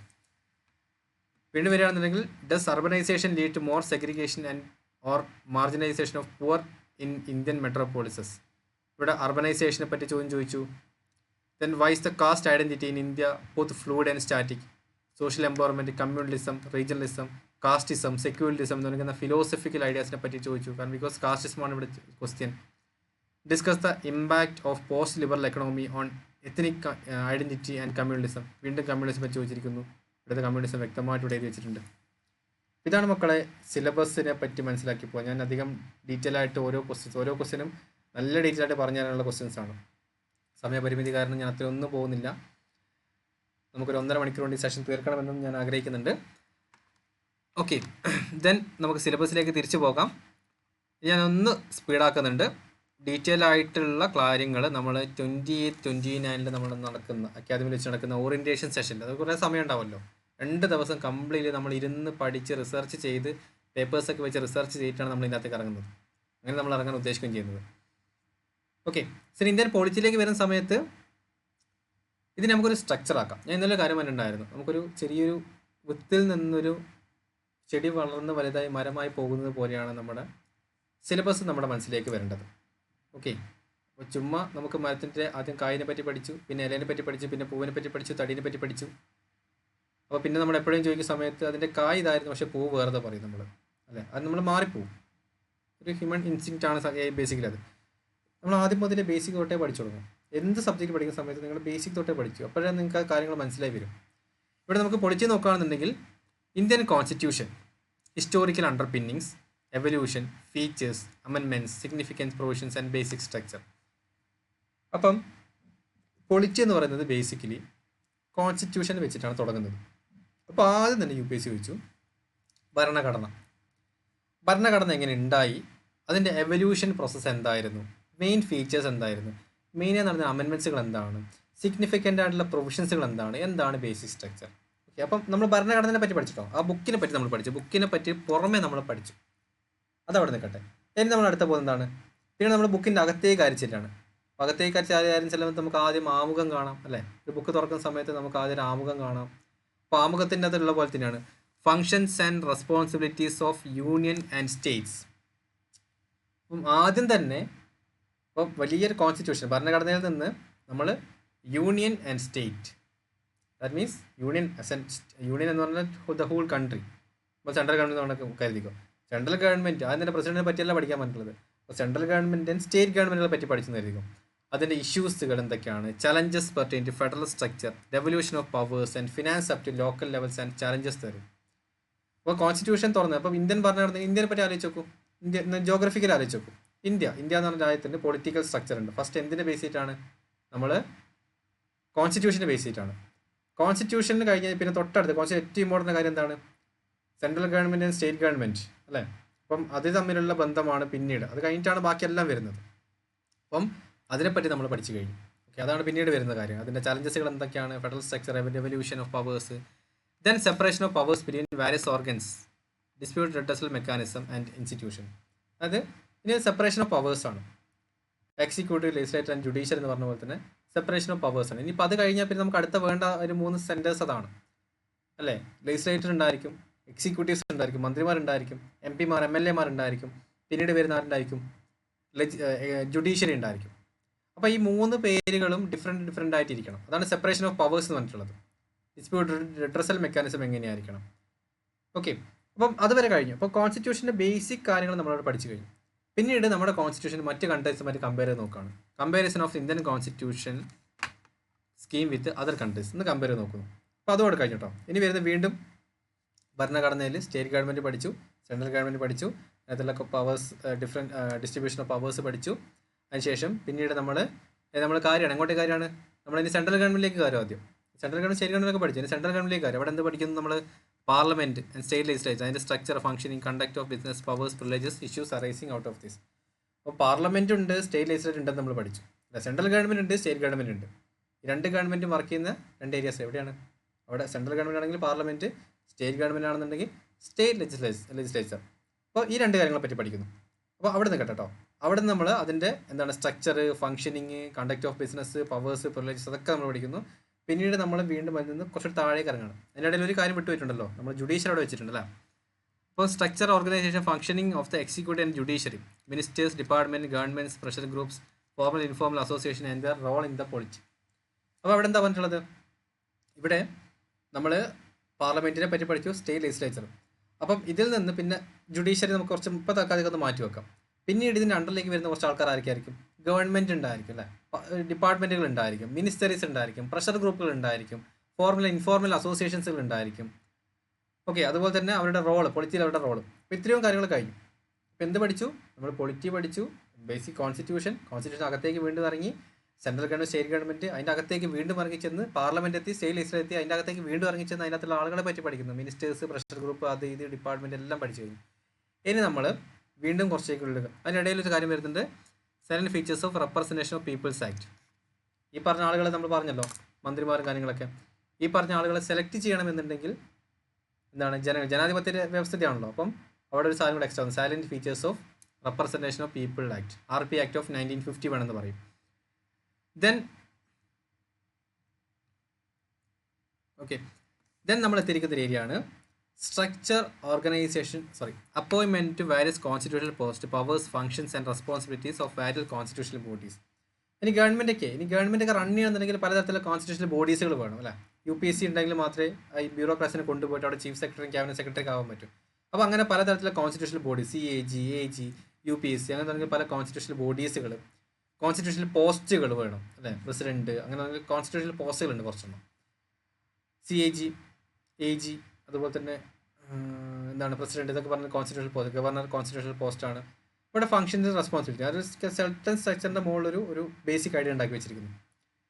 ദെൻ അതിൻ്റെ താഴെയുള്ള bodies, statutory, regulatory and quasi judicial bodies. അപ്പോൾ ഇതിനൊക്കെ സപ്പോർട്ടീവായിട്ട് നിൽക്കുന്ന കുറച്ച് ആമുകളുണ്ട്. അപ്പോൾ അതിനെ പറ്റിയാണ് നമ്മൾ പിന്നീട് നോക്കാൻ പോകുന്നത്. അപ്പോൾ ഇനി കഴിഞ്ഞു. ഇനി നമ്മൾ കുറച്ചുകൂടി ഇറങ്ങിച്ചില്ലാണ്. എങ്ങോട്ടേക്ക് ഇറങ്ങിച്ചില്ലാണ്? ഇനി പാർലമെൻറ്റ്, സ്റ്റേറ്റ് ലെജിസ്ലേച്ചറൊക്കെ പഠിച്ചിട്ടുണ്ടല്ലോ. ഇനി അതിൻ്റെ അകത്ത് എന്താ നടക്കുന്ന ചർച്ചകൾ നടക്കില്ല, ഡിബേറ്റ്സുകൾ, അടിപിടി, ബഹളങ്ങളെല്ലാം നടക്കുന്നുണ്ടായിരിക്കും. ഇനി അതിനെപ്പറ്റി നമ്മൾ പഠിക്കാൻ പോകുന്നത് എന്താണ്? Government policies, interventions for development in various sectors and issues arising out of their design and implementation, development process and development industry, the role of NGOs, SHGs, various group and associations, donors, chat. ഇനി അങ്ങോട്ടേക്ക് മൊത്തം ആവശ്യമില്ലാത്ത കുറച്ച് കാര്യങ്ങൾ, developmental പ്രോസസ്സുകളും കാര്യങ്ങളും. കാരണം government പോളിസികൾ അവർ formulate ചെയ്തു, അവിടെ വരെ നമുക്ക് മതി എക്സാക്ട്ലി. ഇതിനുള്ള സെൽഫ് ഹെൽപ്പ് ഗ്രൂപ്പുകളെ പറ്റി പഠിക്കുന്നു, NGOസിനെ പറ്റി പഠിക്കുന്നു, അതർ സ്റ്റേക്ക് ഹോൾഡേഴ്സിനെ പറ്റി പഠിക്കുന്നു. ദെൻ വെൽഫെയർ സ്കീംസുകൾ, വൾണറബിൾ സെക്ഷൻസിന് ആവശ്യമായിട്ടുള്ള വെൽഫെയർ സ്കീമുകൾ, population by the central and state government, performance of these schemes, mechanisms, laws, institution, bodies constituted for the protection and betterment of these vulnerable sections. അപ്പം vulnerable sectionsകൾ ഇമ്പോർട്ടൻ്റ് ആയ ഫാക്ടറാണ്. NGOs, SHGs and variable associations നമുക്ക് important ആണ്. Then issues relating to development and management of social sector services relating to health, education, human resources. Okay, then issues relating to poverty and hunger. And finally അപ്പോൾ പിന്നീട് അങ്ങോട്ടേക്ക് ഇഷ്യൂസുകൾ കേട്ടോ. പിന്നീട് അങ്ങോട്ടേക്ക് പോകുന്ന സമയത്ത് ഓരോ ഇഷ്യൂസുകളാണ് പഠിക്കുന്നത്. ഹ്യൂമൻ റിസോഴ്സ്, എഡ്യൂക്കേഷൻ, ഹെൽത്ത്, ഇതൊക്കെയാണ് UPSC കൂടുതൽ ക്വസ്റ്റ്യൻ ചോദിക്കുന്നത്. ബിക്കോസ് ഇതാണ് കൂടുതലും കറണ്ട് അഫെയർസിൽ വരുന്ന ഏരിയാസ്. കൂടുതലും UPSCക്ക് ചോദിക്കാൻ പറ്റുന്ന ഏരിയയും ഇതാണ്. Then important aspect of governance. നമ്മൾ ഗവേണൻസിലേക്ക് പോവാണ്. Aspects of governance, transparency and accountability, governance, applications, models, success, limitations and potential, citizen charters, transparency and accountability and institutional and other measures. അപ്പോൾ ഞാൻ ഇത്തിരി സ്പീഡായി തോന്നുന്നുണ്ടെങ്കിൽ വേറൊന്നുകൊണ്ടല്ല, നമുക്ക് ടൈം വളരെ പരിമിതമാണ്. നമുക്ക് 2-3 ഏരിയാസും കൂടി കവർ ചെയ്യാനുണ്ട്. ബാക്കി കുറച്ച് കാര്യങ്ങൾ കൂടി നിങ്ങൾക്ക് പറഞ്ഞു തരാനുണ്ട്. അതുകൊണ്ടാണ് ഞാൻ കുറച്ച് സ്പീഡിലേക്ക് പോയിക്കൊണ്ടിരിക്കുന്നത്. ഓക്കെ, ദെൻ പിന്നീട് വരികയാണ് role of civil services in democracy. നമ്മുടെ ഐഡിയ, അതല്ല നമ്മൾ പഠിക്കുന്ന കാര്യം എന്തിനാണ് ഡെമോക്രസിയിലുള്ള കാര്യങ്ങൾ. Then India and its neighbourhood relation, IR, international relations ഇവിടെ കടന്നു വരികയാണ്. നെയ്ബർ റിലേഷൻസ്, പിന്നീട് bilateral region and global grouping arrangements involving India. നോക്കിക്കോളൂ, agreements involving India and or affecting India's interest. Bilateral മറ്റ് പല രാജ്യങ്ങൾ ഗ്രൂപ്പിംഗ് ഉണ്ടാക്കിക്കോട്ടെ, ഗ്ലോബൽ ഗ്രൂപ്പിംഗ് ഉണ്ടായിക്കോട്ടെ, ഇന്ത്യയിൽ ഒരു രീതിയിലും എഫക്റ്റ് ചെയ്യുന്നില്ല എന്നുള്ള മക്കളെ നിങ്ങൾ പഠിക്കേണ്ട. ഡിഫറെൻറ്റ് കൈൻഡ്സ് ഓഫ് എഗ്രിമെൻറ്റുകൾ ഉണ്ടായിരിക്കും. Then effect of policies and politics of developed and developing countries on India's interest, Indian diaspora. Okay, അപ്പം effect of policies and politics of developed and developing countries on India's interest and Indian diaspora. അപ്പം ഈ പോളിസികൾ നമ്മൾ പുറം രാജ്യങ്ങളിലേക്ക് പോകുന്ന സമയത്ത് Indian പൊളിറ്റിക്സുകൾ കൊണ്ടും but അതിലുണ്ടാകുന്ന developed and developing കൺട്രീസിൽ ഉണ്ടാകുന്ന ഇഷ്യൂസുകളും എസ്പെഷ്യലി ഇന്ത്യൻ ഡയാസ്പോറ, പുറം രാജ്യങ്ങളിലേക്ക് പോകുന്ന ഇന്ത്യക്കാരാണ് നമ്മൾ ഇന്ത്യൻ ഡയാസ്പോറ എന്ന് പറഞ്ഞിട്ടുള്ളത്. ദെൻ ഇമ്പോർട്ടൻ്റ് ആയിട്ടുള്ള ഇൻ്റർനാഷണൽ ഇൻസ്റ്റിറ്റ്യൂഷൻസ് ആണ്. ജസ്റ്റ് നമ്മളിപ്പം എന്താണ് നാറ്റോ ഗ്രൂപ്പിംഗ് എന്നൊക്കെ പറയുന്ന പോലെ നാറ്റോ, UNSC തുടങ്ങിയിരിക്കുന്ന കുറച്ച് ഇൻ്റർനാഷണൽ ഇൻസ്റ്റിറ്റ്യൂഷൻസുകളും ഗ്രൂപ്പിംഗ്സുകളും അതിൻ്റെ സ്ട്രക്ചറും കുറച്ച് മാൻഡേറ്റ്, അതിൻ്റെയൊക്കെ ആവശ്യകത എന്തൊക്കെയാണ് തുടങ്ങിയിരിക്കുന്ന കാര്യങ്ങൾ മാത്രമാണ്. ഓക്കെ, സോ ഇത് ഞാൻ അനലൈസ് ചെയ്യുന്നില്ല, അതിനുള്ള ടൈം നമുക്കില്ല. ഇത് നമുക്ക് അനലൈസ് നോക്കിക്കഴിഞ്ഞാൽ നല്ല ഡീറ്റെയിൽ ആയിട്ട് പഠിച്ചു പോകാൻ പറ്റും. ഞാൻ 3 ക്വസ്റ്റ്യൻ വേണം, ഞാൻ ജസ്റ്റ് ഒന്ന് അനലൈസ് ചെയ്ത് തരാം. 3 ക്വസ്റ്റ്യൻസ് നോക്കിത്തരാം. Constitutionally guaranteed judicial independence is a prerequisite of democracy. Comment. ഇവിടെ എന്താ ചോദിച്ചിരിക്കുന്നത്? Constitutionally guaranteed judicial independence. Judicial independence എന്താണ്? Separation of powers between various organs. Then who are entitled to receive free legal aid? Assess the role of the National Legal Service Authority or NELSA in rendering free legal aid in India. Structure, organization and functioning of the executive and the judiciary. അപ്പോൾ ഇവിടെ ministries, department of the government, നോക്കിയോളൂ, department of the government, pressure group, formal and informal associations and the role in the polity. അപ്പം ഇവിടെ നെൽസ എന്ന് പറഞ്ഞിരിക്കുന്ന ഗ്രൂപ്പിങ്ങിനെ പറ്റിയാണ് ചോദിച്ചിരിക്കുന്നത്. Okay, അപ്പോൾ അവിടെയും ചോദിച്ചിരിക്കുന്ന കാര്യം എന്ന് വെച്ച് കഴിഞ്ഞാൽ അതിൻ്റെ റോളിനെ പറ്റിയാണ് ചോദിച്ചിരിക്കുന്നത്. അപ്പോൾ നിങ്ങൾ പഠിക്കുന്ന സമയത്തും ഒരു അസോസിയേഷനെ പറ്റി പഠിക്കുന്ന സമയത്ത് അതിൻ്റെ റോളിനെ പറ്റി പഠിക്കാൻ ശ്രമിക്കുക. തേർഡ് ക്വസ്റ്റ്യൻ നോക്കുകയാണെന്നുണ്ടെങ്കിൽ the state in India seem reluctant to empower urban local bodies both functionally as well as financially. ഞാൻ ആ ക്വസ്റ്റ്യൻ നോക്കുന്നതിന് പകരമായിട്ട് നമുക്ക് വേറെ ക്വസ്റ്റ്യൻ നോക്കാം. ഓക്കെ, നമ്മുടെ ഡയാസ്പോറയെ പറ്റി പറഞ്ഞില്ലേ, നമുക്ക് നോക്കിക്കോളൂ ഒരു question. Indian diaspora has scaled new heights in the west.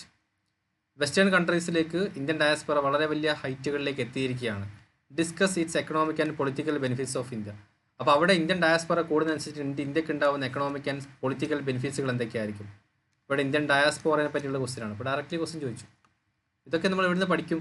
നിങ്ങൾ പഠിക്കുന്ന ഒരു സ്ഥാനത്ത് നിന്നൊന്നും കിട്ടില്ല കേട്ടോ. ഇതൊക്കെ കറണ്ട് അഫെയർസിൽ നിന്ന് നിങ്ങൾ മനസ്സിലാക്കി വെക്കുന്ന കാര്യങ്ങളിലൂടെ, കണ്ടിന്യൂസ് ആയിട്ടുള്ള പ്രാക്ടീസിലൂടെയും ബേസിക് ആയിട്ടുള്ള അണ്ടർസ്റ്റാൻഡിങ്ങിലൂടെ കിട്ടുന്ന ഗൈഡൻസിലൂടെയാണ് നിങ്ങൾക്ക് ഈ ഒരു ക്വസ്റ്റ്യൻസിലൊക്കെ ആൻസർ എത്തിക്കാൻ നിങ്ങൾക്ക് സാധിക്കുകയുള്ളൂ. ക്വസ്റ്റ്യൻസുകൾ അങ്ങനെ പലതുണ്ട്, ഞാൻ അങ്ങോട്ടേക്ക് വീണ്ടും പോകുന്നില്ല. ഇനി GS പേപ്പർ 3 പോകുകയാണെന്നുണ്ടെങ്കിൽ എക്കണോമിയിലേക്ക് തുടങ്ങാം. Indian economy, issues relating to planning, mobilisation of resource, growth, development and employment, inclusive growth and issues arising out from it, government budgeting. അപ്പോൾ ഇവിടെ നിങ്ങൾ നോക്കുന്നൊരു കാര്യം എന്ന് വെച്ച് കഴിഞ്ഞാൽ ഇന്ത്യൻ എക്കണോമിയിൽ നിങ്ങൾ പഠിക്കുന്ന സമയത്ത് ബാങ്കിങ്ങിനൊക്കെ പറ്റിയൊക്കെ പഠിക്കുമായിരിക്കും. ബാങ്കിങ് ഒക്കെ കറണ്ട് അഫെയർസ് ഈ പ്രിലിംസിന് മാത്രമേ കൂടുതലും ചോദിക്കാറുള്ളൂ. ഇവിടെ ചോദിക്കുന്നത് ഇന്ത്യൻ എക്കണോമിക്കൽ ഇഷ്യൂസുകളാണ് ചോദിക്കുന്നത്. ക്വസ്റ്റ്യൻസ് കാണിച്ചു തരാൻ ആഗ്രഹമുണ്ട്, പക്ഷേ എന്ത് ചെയ്യാനാണ്, നിങ്ങൾ അക്കാദമിയിൽ വരുന്ന സമയത്ത് കാണിച്ചു കേട്ടോ. Indian economic issues relating to planning, mobilisation of resources, growth, development and empowerment. Then inclusive growth and issues arising from it, government budgeting, ബഡ്ജറ്റിൽ നിന്ന് ക്വസ്റ്റ്യൻ ചോദിക്കുന്നു. അപ്പോൾ ഇത്രയും കാര്യങ്ങളോടുകൂടി നമ്മുടെ എക്കണോമിയോട് അവസാനിച്ചിരിക്കുകയാണ്. ഓക്കെ, എക്കണോമിയോടെ കഴിയും. അപ്പോൾ Indian economy issues relating to Indian എക്കണോമിയുടെ പ്ലാനിങ്ങിനെ പറ്റിയുള്ള ഇഷ്യൂസുകൾ എന്തൊക്കെയാണ്? മറ്റേ മൊബിലൈസേഷൻ, റിസോഴ്സുകൾ, growth, development and empowerment. So ഇത്രയും കാര്യങ്ങളാണ് ഇന്ത്യൻ എക്കണോമി വരുന്നത്. ദെൻ പിന്നീട് വരുന്നത് ഇൻക്ലൂസീവ് ഗ്രോത്ത് ആണ്. എല്ലാവരും ചേർത്തുള്ള ഇൻക്ലൂസീവ് ഗ്രോത്ത് ആൻഡ് ഇഷ്യൂസുകളാണ്. ഗവൺമെൻറ് ബഡ്ജറ്റിംഗ് ആണ് നിർത്തുന്നത്. പിന്നീട് അഗ്രികൾച്ചർ ജോഗ്രഫിയിലേക്ക് വരികയാണ് നമ്മൾ. എന്തൊക്കെ പറയുന്നത്? മേജർ ക്രോപ്സ്, ഡിഫറെൻറ്റ് ഇന്ത്യയിലുള്ള major crops, cropping patterns, different types of irrigation systems, transportation, agriculture producers, constraints, ഈ technology in need of farmers and issues, കാര്യങ്ങളെല്ലാം തുടങ്ങിയ കാര്യങ്ങൾ GS പേപ്പർ 3 ചോദിക്കുന്നത്. പിന്നീട് വരുന്ന issues related to direct and indirect farm subsidies, minimum support price, public distribution system, objectives, functioning, limitations, revamping, issues of buffer stocks on food security, technology missions, economical of animal rearing. അപ്പോൾ തുടങ്ങിയത് agriculture and rearing sectors എല്ലാം കൂടി GS paper 3 വെച്ചിട്ടുള്ളത്. അപ്പം ജോഗ്രഫിയിൽ main സാധനമല്ല agriculture geography. നമ്മൾ ക്രോപ്സിനെ പറ്റി പഠിക്കും. നമ്മൾ കരുതും ജോഗ്രഫിയാണിത്, GS പേപ്പർ 1 വരുന്നത്. GS പേപ്പർ 1 വരുന്നത്, GS പേപ്പർ 3 ഇത് വരുന്നത്. അപ്പോൾ GS പേപ്പറിലെ 3 വരുന്ന സമയത്ത് എത്രത്തോളം മാർക്കിന് ചോദിക്കുക എന്നറിയണമെന്നുണ്ടെങ്കിൽ GS പേപ്പർ 3 എത്രത്തോളം ക്വസ്റ്റ്യൻസുകൾ വരും എന്ന് നിങ്ങൾ ആദ്യം അറിഞ്ഞിരിക്കണം. അല്ലാതെ ചുമ്മാ അതിൻ്റെ പിന്നാലെ കടിച്ച് തൂങ്ങിയിട്ട് കാര്യമില്ല. വീണ്ടും ടോപ്പിക് വിട്ടില്ല, വീണ്ടും എന്തുവരാണ്? Food processing and related industries in India, scope and significance, location, upstreams and downstream requirement, supply chain management, then land reforms India. അപ്പോൾ ഈ തുടങ്ങിയിരിക്കുന്ന കാര്യങ്ങളൊക്കെ നമുക്ക് വീണ്ടും എന്താണ്, ജോഗ്രഫി തന്നെയാണ് മെയിൻ സാധനങ്ങൾ. പക്ഷേ GS പേപ്പർ 3 ചോദിച്ചിട്ടുള്ളത്. അപ്പം നമുക്ക് അറിഞ്ഞിരിക്കണം എവിടെ നിന്ന് എങ്ങനെ ചോദിക്കുന്നു എന്നുള്ള കാര്യങ്ങൾ. Then effect of liberalization on economy, changes in industrial policy and their effect on industrial growth. അപ്പം ലിബറലൈസേഷൻ ഓഫ് എക്കണോമിയുടെ വീണ്ടും നമുക്ക് തിരിച്ചു കൊണ്ടുവരാം കേട്ടോ. അപ്പോൾ ലിബറലൈസേഷൻ ഓഫ് എക്കണോമി ഇത് ഇൻഡസ്ട്രിയൽ എക്കണോമി എന്ന് പറയും. ഇൻഡസ്ട്രിയൽ പോളിസി ചേഞ്ചസുകൾ effect industrial growth, infrastructure, energy, ports, roads, airports, railways, investment models. ഇപ്പം എക്കണോമിനെ തിരിച്ചുകൊണ്ട് ഇത് ശരിക്കും പറഞ്ഞാൽ ഇൻവെസ്റ്റ്മെൻറ്റ് ടൈപ്പ് ഓഫ് അല്ലെങ്കിൽ ഇൻഡസ്ട്രിയൽ എക്കണോമി എന്നൊക്കെ വേണമെങ്കിൽ പറയാം. ഓക്കെ, അതായത് നമ്മൾ ഡെവലപ്മെൻറ്റൽ ഇഷ്യൂസുകൾ, ഡെവലപ്മെൻറ്റൽ ആക്ടിവിറ്റീസുകൾ ചോദിക്കുന്നത് GS പേപ്പർ 3 ഈ ഒരു ഏരിയയിൽ നിന്നായിരിക്കും. അപ്പോൾ നമ്മൾ കറണ്ട് അഫയേഴ്സ് നോക്കുന്ന സമയത്ത് നോക്കണം. ഓക്കെ, ഇപ്പോൾ ഒരു റോഡ് പണിനെ പറ്റി നമ്മൾ ഇത് കാണിക്കുന്നു, അല്ലെങ്കിൽ ഒരു പാലം പണിനെ പറ്റി ഒരു ന്യൂസ് കാണുന്നു. അപ്പം അതിൻ്റെ എഫക്റ്റുകൾ നമുക്ക് മനസ്സിലാക്കണം. ഓക്കെ, ഈ ഒരു പാലം പണിഞ്ഞുകൊണ്ട് ഇഷ്യൂസുകൾ കാര്യങ്ങൾ. അപ്പം ചിലപ്പം പോർട്ടുകളായിരിക്കും ചോദിക്കുന്നത്. ഓക്കെ, അപ്പോൾ പോർട്ടുകൾ പണിഞ്ഞതിനെ പറ്റിയായിരിക്കും ചോദിക്കുന്നത്. അതിൻ്റെ അകത്ത് ഇന്ത്യക്ക് ഉണ്ടാകുന്ന ബെനിഫിറ്റുകൾ എന്തൊക്കെയായിരിക്കും. അപ്പോൾ നമ്മൾ പോർട്ടിനെ പറ്റി ചുമ്മാ പണിഞ്ഞാൽ മാത്രം അറിഞ്ഞാൽ പോരാ. അപ്പോൾ ആ പോർട്ട് ഉണ്ടായിക്കൊണ്ട് ഇന്ത്യക്ക് ഉണ്ടാകുന്ന ബെനിഫിറ്റുകൾ എന്തൊക്കെയായിരിക്കും. ഓക്കെ, ചില വിഴിഞ്ഞം പോർട്ട് ഇപ്പോൾ റീസെൻ്റ് വന്നില്ല. അപ്പോൾ അതുകൊണ്ട് ഉണ്ടാകുന്ന ഇന്ത്യക്ക് ഉണ്ടാകുന്ന ഇഷ്യൂസുകളും കാര്യങ്ങളും. അപ്പോൾ ഓരോ കാര്യങ്ങളും നമ്മൾ പഠിക്കുക എന്നുള്ള ഉദ്ദേശം. ദെൻ സയൻസ് ആൻഡ് ടെക്നോളജിയിലേക്ക് വരുന്ന സമയത്ത് development and their applications and effect in the everyday life, science and technology, achievements of Indians in science and technology, indigenization of technology and developing new technology. അപ്പോൾ സയൻസ് ആൻഡ് ടെക്നോളജിയിൽ development application in their everyday life. അപ്പോൾ നമ്മുടെ everyday ലൈഫിൽ നമ്മൾ encounter ചെയ്തുകൊണ്ടിരിക്കുന്ന technological ചേഞ്ചസുകളാണ് പറയുന്നത്. Cyber അറ്റാക്സുകൾ നമ്മുടെ everyday ലൈഫിൽ ചിലപ്പോൾ വരുമായിരിക്കും, മൊബൈൽ ഫോൺസിൻ്റെ യൂസേജ്, അപ്പോൾ തുടങ്ങിയ പല കാര്യങ്ങളും. പിന്നീട് അച്ചീവ്മെൻറ്റ്സ് ആണ് ഇന്ത്യൻ സയൻസിൽ, ഇന്ത്യക്കാരുടെ സയൻസ് ആൻഡ് ടെക്നോളജിയിലെ ഇന്ത്യക്കാരുടെ അച്ചീവ്മെൻറ്റ്സ് എന്തൊക്കെയാണ്. Indigenization of technology, developing new technologies. Okay, പുതിയ ടെക്നോളജീസ് നമ്മൾ ഡെവലപ്പ് ചെയ്യുന്നു. ഓക്കെ, ദെൻ അപ്പം ടെക്നോളജീസിൻ്റെ ബേസിക് ഐഡിയാസ് നിങ്ങൾ മനസ്സിലാക്കുന്നു. പിന്നീട് അതിനകത്തുള്ള ഇന്ത്യയുടെ അച്ചീവ്മെൻറ്റ്സ് എന്തൊക്കെയാണ്. ISRO റോക്കറ്റ് വിട്ടിട്ടുണ്ടെങ്കിൽ അത് ഇന്ത്യയുടെ അച്ചീവ്മെൻ്റ് ആണ്. അപ്പോൾ അതിനെപ്പറ്റി നിങ്ങൾ പഠിച്ചിരിക്കണം. ഇൻഡിജനൈസേഷൻ ചെയ്തിട്ടുണ്ടെങ്കിൽ അത് ഇന്ത്യയുടെ അച്ചീവ്മെൻ്റ് ആണ്. റീസെൻ്റ് ആയിട്ടൊരു ക്രൂസ് ഷിപ്പ് ഇറങ്ങിയിട്ടുണ്ടായിരുന്നു, ഒരു ഡിഫൻസ് ഷിപ്പ്, INS എനിക്ക് പേര് ഓർമ്മയില്ല. അപ്പം അത് ഇൻഡിജനൈസേഷനായിട്ട് ചെയ്തിട്ടുള്ളൊരു കാര്യമാണ്. കൊച്ചിൻ ഷിപ്പ് യാർഡിൽ നിന്ന് ഇറങ്ങിയിട്ടുള്ളൊരു ഷിപ്പാണ്. അപ്പം നമ്മൾ ടെക്നോളജി എങ്ങനെ ഡെവലപ്പ് ചെയ്യുന്നു. ദെൻ പിന്നീട് വീണ്ടും മാറും. നമ്മൾ ടെക്നോളജി മാറ്റിയതിന് നമ്മൾ IT ഫീൽഡിലേക്ക് പോകണം, ഇൻഫർമേഷൻ ടെക്നോളജിയിലേക്ക് മാറണം. അതിൻ്റെ സ്പേസിനെ പറ്റി പഠിക്കുന്നു, basic awareness, space, computers, robotics, nanotechnology, biotechnology and issues related to intellectual property right, IPR right എന്നൊക്കെ പറയും, ഇൻ്റലക്ച്വൽ പ്രോപ്പർട്ടി റൈറ്റ്. അപ്പം അതിനൊക്കെ ഒരു അവയർനെസ് ആണ്. അപ്പോൾ ഇവിടെ നിങ്ങൾ നോക്കൂ, ഇവിടെ അച്ചീവ്മെൻറ്റ്സ്, ഇവിടെ അവയർനെസ് എന്ന് മാത്രമേ പറയുന്നുള്ളൂ. ഇൻഡെപ്ത് നോളജ് വേണ്ട, awareness in the field of IT space. അപ്പോൾ എല്ലാത്തിനും പറ്റി ഒരു അവയർനെസ് ക്രിയേറ്റ് ചെയ്യാം. കാർഡ് കയറി പോകേണ്ട ആവശ്യമില്ല. നിങ്ങളൊരു ബേസിക് അവയർനെസ് ഉണ്ടാക്കിയാൽ മാത്രമേ, നാനോ ടെക്നോളജിനെ പറ്റി ബേസിക് അവയർനെസ് ഉണ്ടാക്കിയാൽ മാത്രം മതി. നാനോ ടെക്നോളജി എങ്ങനെയാണ്, ഏത് മെറ്റൽസ് ആണെന്നില്ല. നാനോ ടെക്നോളജി കൊണ്ട് പുതിയൊരു ബയോടെക്നോളജിയിൽ കൊണ്ട് നമുക്ക് എന്തൊക്കെ ഉപകാരമുണ്ട്. അപ്പോൾ ബയോടെക്നോളജിയിൽ നോക്കുകയാണെന്നുണ്ടെങ്കിൽ ഇപ്പം CRISPR-Cas9 ജീൻ എഡിറ്റിംഗ് എന്ന് പറഞ്ഞിരിക്കുന്ന ഒരു ടെക്നോളജി വന്നിട്ടുണ്ട്. ജീൻസിനെ എഡിറ്റ് ചെയ്ത് മാറ്റാൻ പറ്റും. എങ്ങനെ എഡിറ്റ് ചെയ്യുന്നൊന്നും നോക്കേണ്ട ആവശ്യമില്ല. ആ എഡിറ്റിങ്സ് കൊണ്ട് നമുക്ക് എന്തൊക്കെ ഇഷ്യൂസുകൾ, നമുക്ക് എന്തൊക്കെ അസുഖങ്ങൾ നമുക്ക് ക്യൂർ ചെയ്യാൻ പറ്റും അല്ലേ. ജീൻ എഡിറ്റിങ്ങിനെ CRISPR എന്ന് പറഞ്ഞിരിക്കുന്ന കത്രി കൊണ്ട് നമ്മൾ DNA കട്ട് ചെയ്ത് മാറ്റിയിട്ട് വേറൊരു DNA, നല്ലൊരു DNA നമ്മൾ കൂട്ടിച്ചേർക്കുകയാണ്. അപ്പോൾ CRISPR-Cas9 ടെക്നോളജി ബയോടെക്നോളജി വരുന്നൊരു കാര്യമാണ്. നാനോ ടെക്നോളജിയിൽ പുതിയിരിക്കുന്ന ഫൈബർ ടെക്നോളജി, പുതിയ നാനോ ഫൈബേഴ്സ് വന്നിട്ടുണ്ടായിരുന്നു നാനോ ടെക്നോളജിൻ്റെ അകത്ത്. നമ്മളെന്താണ് ഈ ഒരു കരഭാഗം പോകാതിരിക്കാൻ വേണ്ടിയിട്ട് സസ്റ്റൈനബിളായി നിൽക്കുന്ന നാനോ ഫൈബേഴ്സ് ഉപയോഗിച്ചിട്ടുള്ള നമ്മുടെ കോസ്റ്റ് ലൈനെ പ്രൊട്ടക്ട് ചെയ്യുന്ന ഒരു എലമെൻറ്റ് ഉണ്ടാക്കിയിട്ടുണ്ടായിരുന്നു.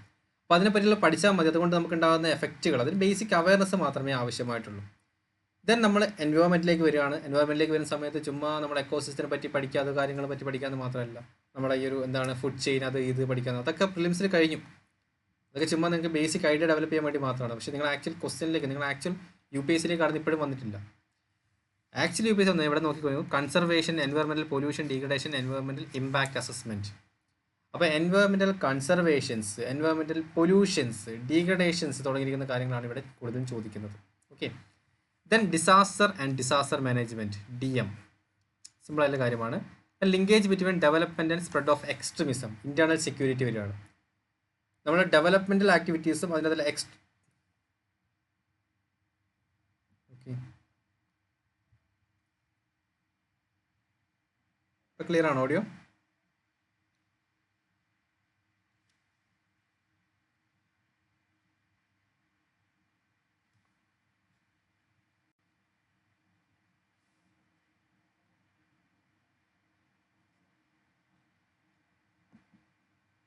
ഓക്കെ, സോ നമുക്ക് ഓഡിയോ ക്ലിയർ ആവുന്നതായിരിക്കുന്നു. ഇപ്പോൾ നെറ്റ്വർക്ക് കുറച്ചുകൂടെ ഒന്ന് റീകണക്ട് ചെയ്തിട്ടുണ്ട്. അപ്പം സ്പ്രെഡ് ഓഫ് എക്സ്ട്രീമിസം എന്നൊക്കെ പറയുന്നത് ഇൻറ്റേർണൽ സെക്യൂരിറ്റി കേട്ടോ. അപ്പോൾ നമുക്ക് അത്ര പെടുത്തേണ്ടാകാത്തൊരു ഏരിയ ആയിരിക്കും എക്സ്ട്രീമിസം എന്നൊക്കെ പറയുന്ന സമയത്ത്. അപ്പോൾ ഡെവലപ്മെൻറ്റ്, അപ്പോൾ ഇവിടെ ചോദിച്ചിരിക്കുന്ന ഒരു area linkage between development and spread of extremism ആണ് ചോദിച്ചിട്ടുള്ളത്. Then role of external state and non state actors in creating challenges in internal security. അപ്പോൾ ഇൻറ്റേർണൽ സെക്യൂരിറ്റി നമ്മൾ പറഞ്ഞിരിക്കുന്ന കാര്യം എന്ന് വെച്ചാൽ നമ്മുടെ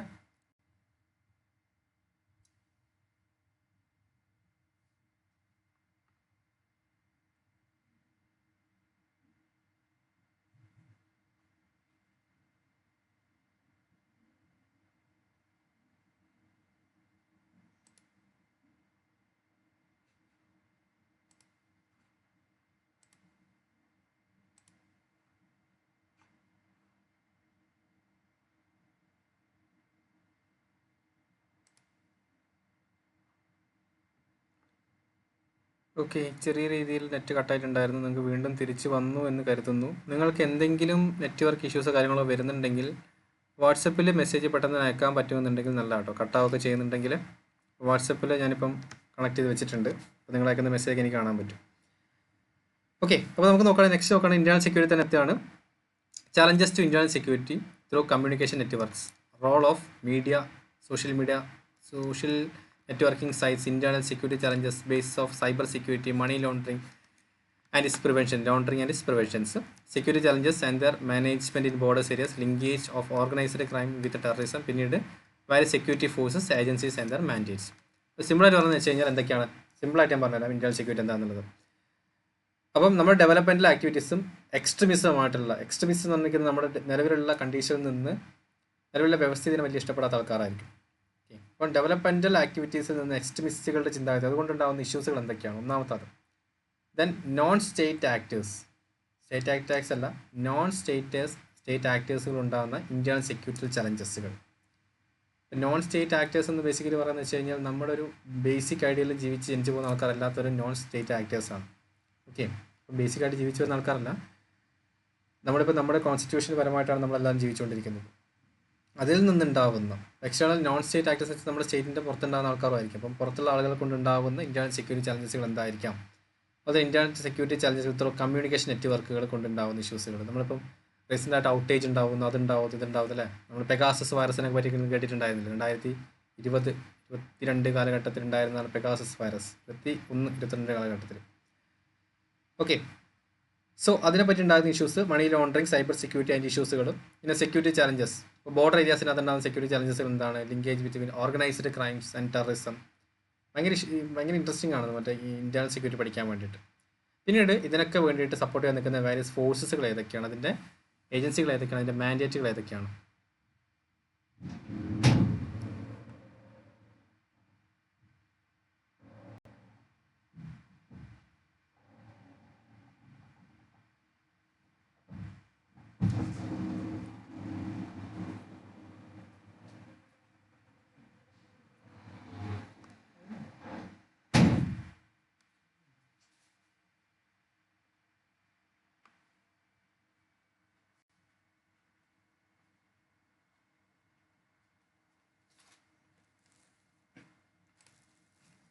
ഓക്കെ, നമുക്ക് നെറ്റ്വർക്ക് ഇഷ്യൂ വന്നുകൊണ്ടിരിക്കുന്നത്, അതുകൊണ്ടാണ് ഡിസ്കണക്റ്റ് ആയിക്കൊണ്ടിരിക്കുന്നത്.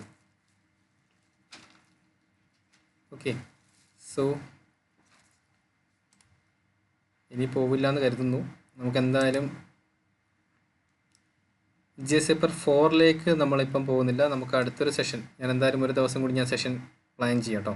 ആ സമയത്ത് നാളെ ആയിരിക്കില്ല, നമുക്ക് മറ്റൊരു ദിവസം ഞാൻ സെഷൻ പ്ലാൻ ചെയ്തിട്ട് പറഞ്ഞുതരാം. അല്ലെങ്കിൽ നമ്മുടെ 26 and 27 7:28 വരുന്ന ഓറിയൻറ്റേഷൻ ക്ലാസ്സിൻ്റെ അകത്ത് പറഞ്ഞുതരാം. അത് പിന്നെ 1 ഡേ ലോങ് ക്ലാസ് ആയിരിക്കും. നിങ്ങൾക്ക് എല്ലാവർക്കും ഫസ്റ്റ് വേണമെങ്കിൽ ഡെമോ ക്ലാസ്സുകൾ എല്ലാവർക്കും ജോയിൻ ചെയ്ത് നോക്കാം. അപ്പോഴും നമ്മൾ കുറച്ച് ഡീറ്റെയിൽ ആയിട്ട് ഈ കാര്യങ്ങളാണ് പറഞ്ഞു തരാൻ ശ്രമിക്കുന്നത്. ഓക്കെ, സോ ക്ലിയർ ആണെന്ന് വിചാരിക്കുന്നു. നെറ്റ്വർക്ക് ഇഷ്യൂ കൊണ്ട് മാത്രം കേട്ടോ ഈ ഇഷ്യൂ സംഭവിച്ചുകൊണ്ടിരിക്കുന്നത്.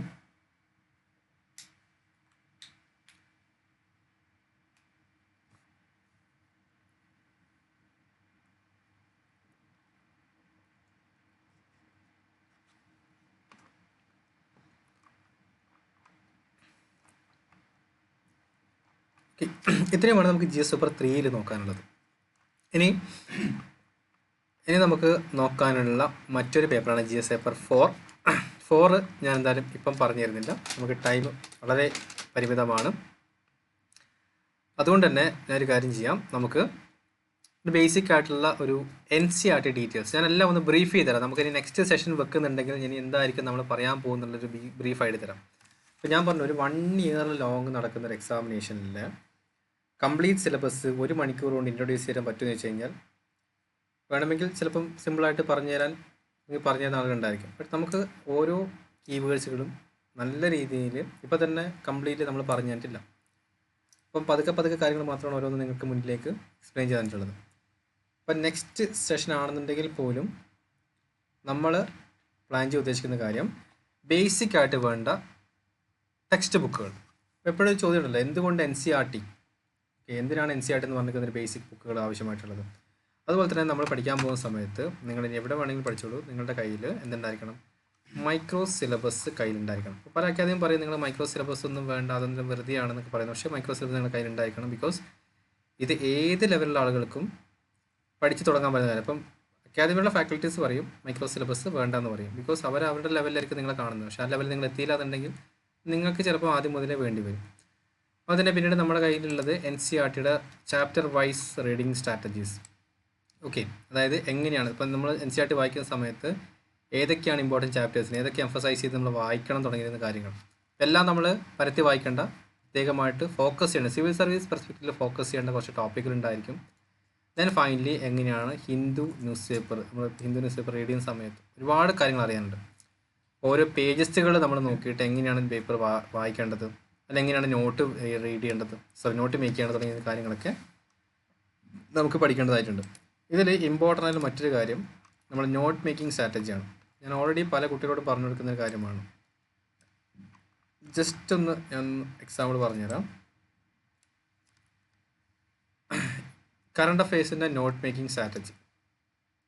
കറണ്ട് അഫെയർസിൻ്റെ നോട്ട് മേക്കിംഗ് സ്ട്രാറ്റജിയിൽ ഫസ്റ്റ് ഓഫ് ഓൾ നിങ്ങൾ നോക്കേണ്ട കാര്യം, നിങ്ങളുടെ മുന്നിൽ എപ്പോഴും GS പേപ്പർ 1, 2, 3, 4 എന്നൊക്കെ 4 നോട്ട്ബുക്ക് തന്നെ ഉണ്ടായിരിക്കണം. ഇത് പറയാനുണ്ടാകുന്നതിൻ്റെ ഒന്നാമത്തെ കാരണം എന്ന് വെച്ച് കഴിഞ്ഞാൽ, നിങ്ങളിപ്പോൾ കറണ്ട് അഫെയർസിൽ ഒരു ന്യൂസ് വായിക്കുന്നു. ഓക്കെ, ഈ ന്യൂസ് വായിച്ചിട്ട് നിങ്ങൾ ചുമ്മാ ഒരു നോട്ട് മേക്ക് ചെയ്യാന്നുണ്ടെങ്കിൽ നിങ്ങൾക്ക് സിലബസ് നിങ്ങൾക്ക് അറിയില്ല. ഓട്ടോമാറ്റിക്കലി നിങ്ങൾ ഇയർ എൻഡ് ആവുന്ന കൂടെ തന്നെ നിങ്ങൾക്ക് 20-22 നോട്ട് ബുക്കുകൾ ഉണ്ടായിരിക്കും. പിറ്റേ ദിവസം തന്നെ GS പേപ്പർ 1ൻ്റെ എക്സാമിനേഷൻ നിങ്ങൾ ക്വാളിഫൈ ചെയ്തു. GS പേപ്പർ 1ൻ്റെ ടോപ്പിക്കുകൾ മാത്രം നിങ്ങൾ പഠിക്കുന്നുണ്ട്, നിങ്ങൾ 22 ബുക്കുകൾ മറിച്ചിട്ട് നോക്കേണ്ടി വരും. ഓട്ടോമാറ്റിക്കലി നമ്മൾ ഓവർ ബേർഡ് ഉണ്ടാവും. അപ്പോൾ അതിന് പകരമായിട്ട് നിങ്ങൾ ആദ്യം മുതൽ എഴുതുകയാണെന്നുണ്ടെങ്കിൽ, ഇപ്പോൾ ഇങ്ങനെ GS പേപ്പർ 1ലേക്ക് എഴുതുന്നു, 2ലേക്ക് എഴുതുന്നു, 3ലേക്ക് ഒരു വേറെ ബുക്ക്, 4ലേക്ക് വേറെ ബുക്കായിട്ട് നിങ്ങൾ കറണ്ട് അഫെയർസ് എഴുതുകയാണെന്നുണ്ടെങ്കിൽ ഒരു ന്യൂസ് വായിച്ചിട്ട് നിങ്ങൾക്ക് ഒന്നാമത്തെ കാര്യം നിങ്ങൾ സിലബസ് മനസ്സിലാക്കും. കാരണം സിലബസ് മനസ്സിലാക്കാൻ പറ്റാതെ നിങ്ങൾക്ക് ഏതിലും എഴുതാൻ പറ്റില്ല. ഇത് GS പേപ്പർ 2 ആണോ 3 ആണോ 4 ആണോ എന്നുള്ള കാര്യങ്ങളൊക്കെ മനസ്സിലാക്കിയാൽ മാത്രമേ നിങ്ങൾക്ക് എഴുതാൻ പറ്റൂ.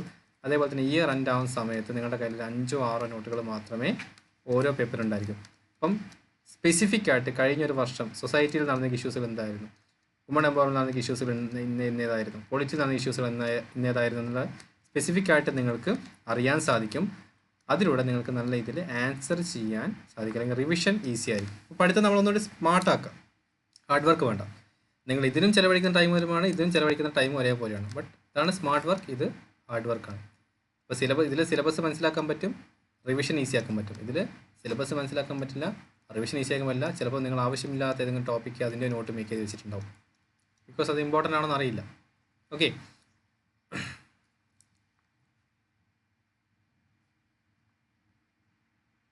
ഓക്കെ, ഓഡിയോ ഇഷ്യൂസുകൾ വരാൻ സാധ്യതയുണ്ടായിരിക്കും. നമുക്ക് നെറ്റ്വർക്ക് ഇഷ്യൂസ് നല്ല രീതിയിൽ വരുന്നുണ്ട്.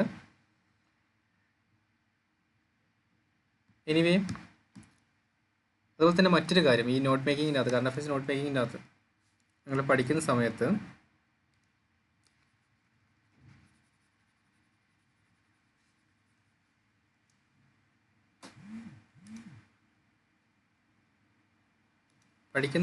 നിങ്ങൾ 1 അവർ സ്ട്രിക്റ്റ് ആയിട്ട് എന്തിനു വെക്കാം,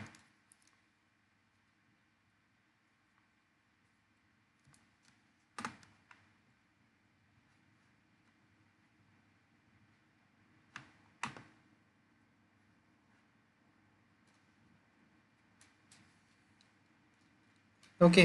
സോ നെറ്റ്വർക്ക് ഇഷ്യൂ വരുന്നത് കൊണ്ട് നമുക്ക് സെഷൻ നമുക്കിവിടെ വൈൻഡ് അപ്പ് ചെയ്യാം.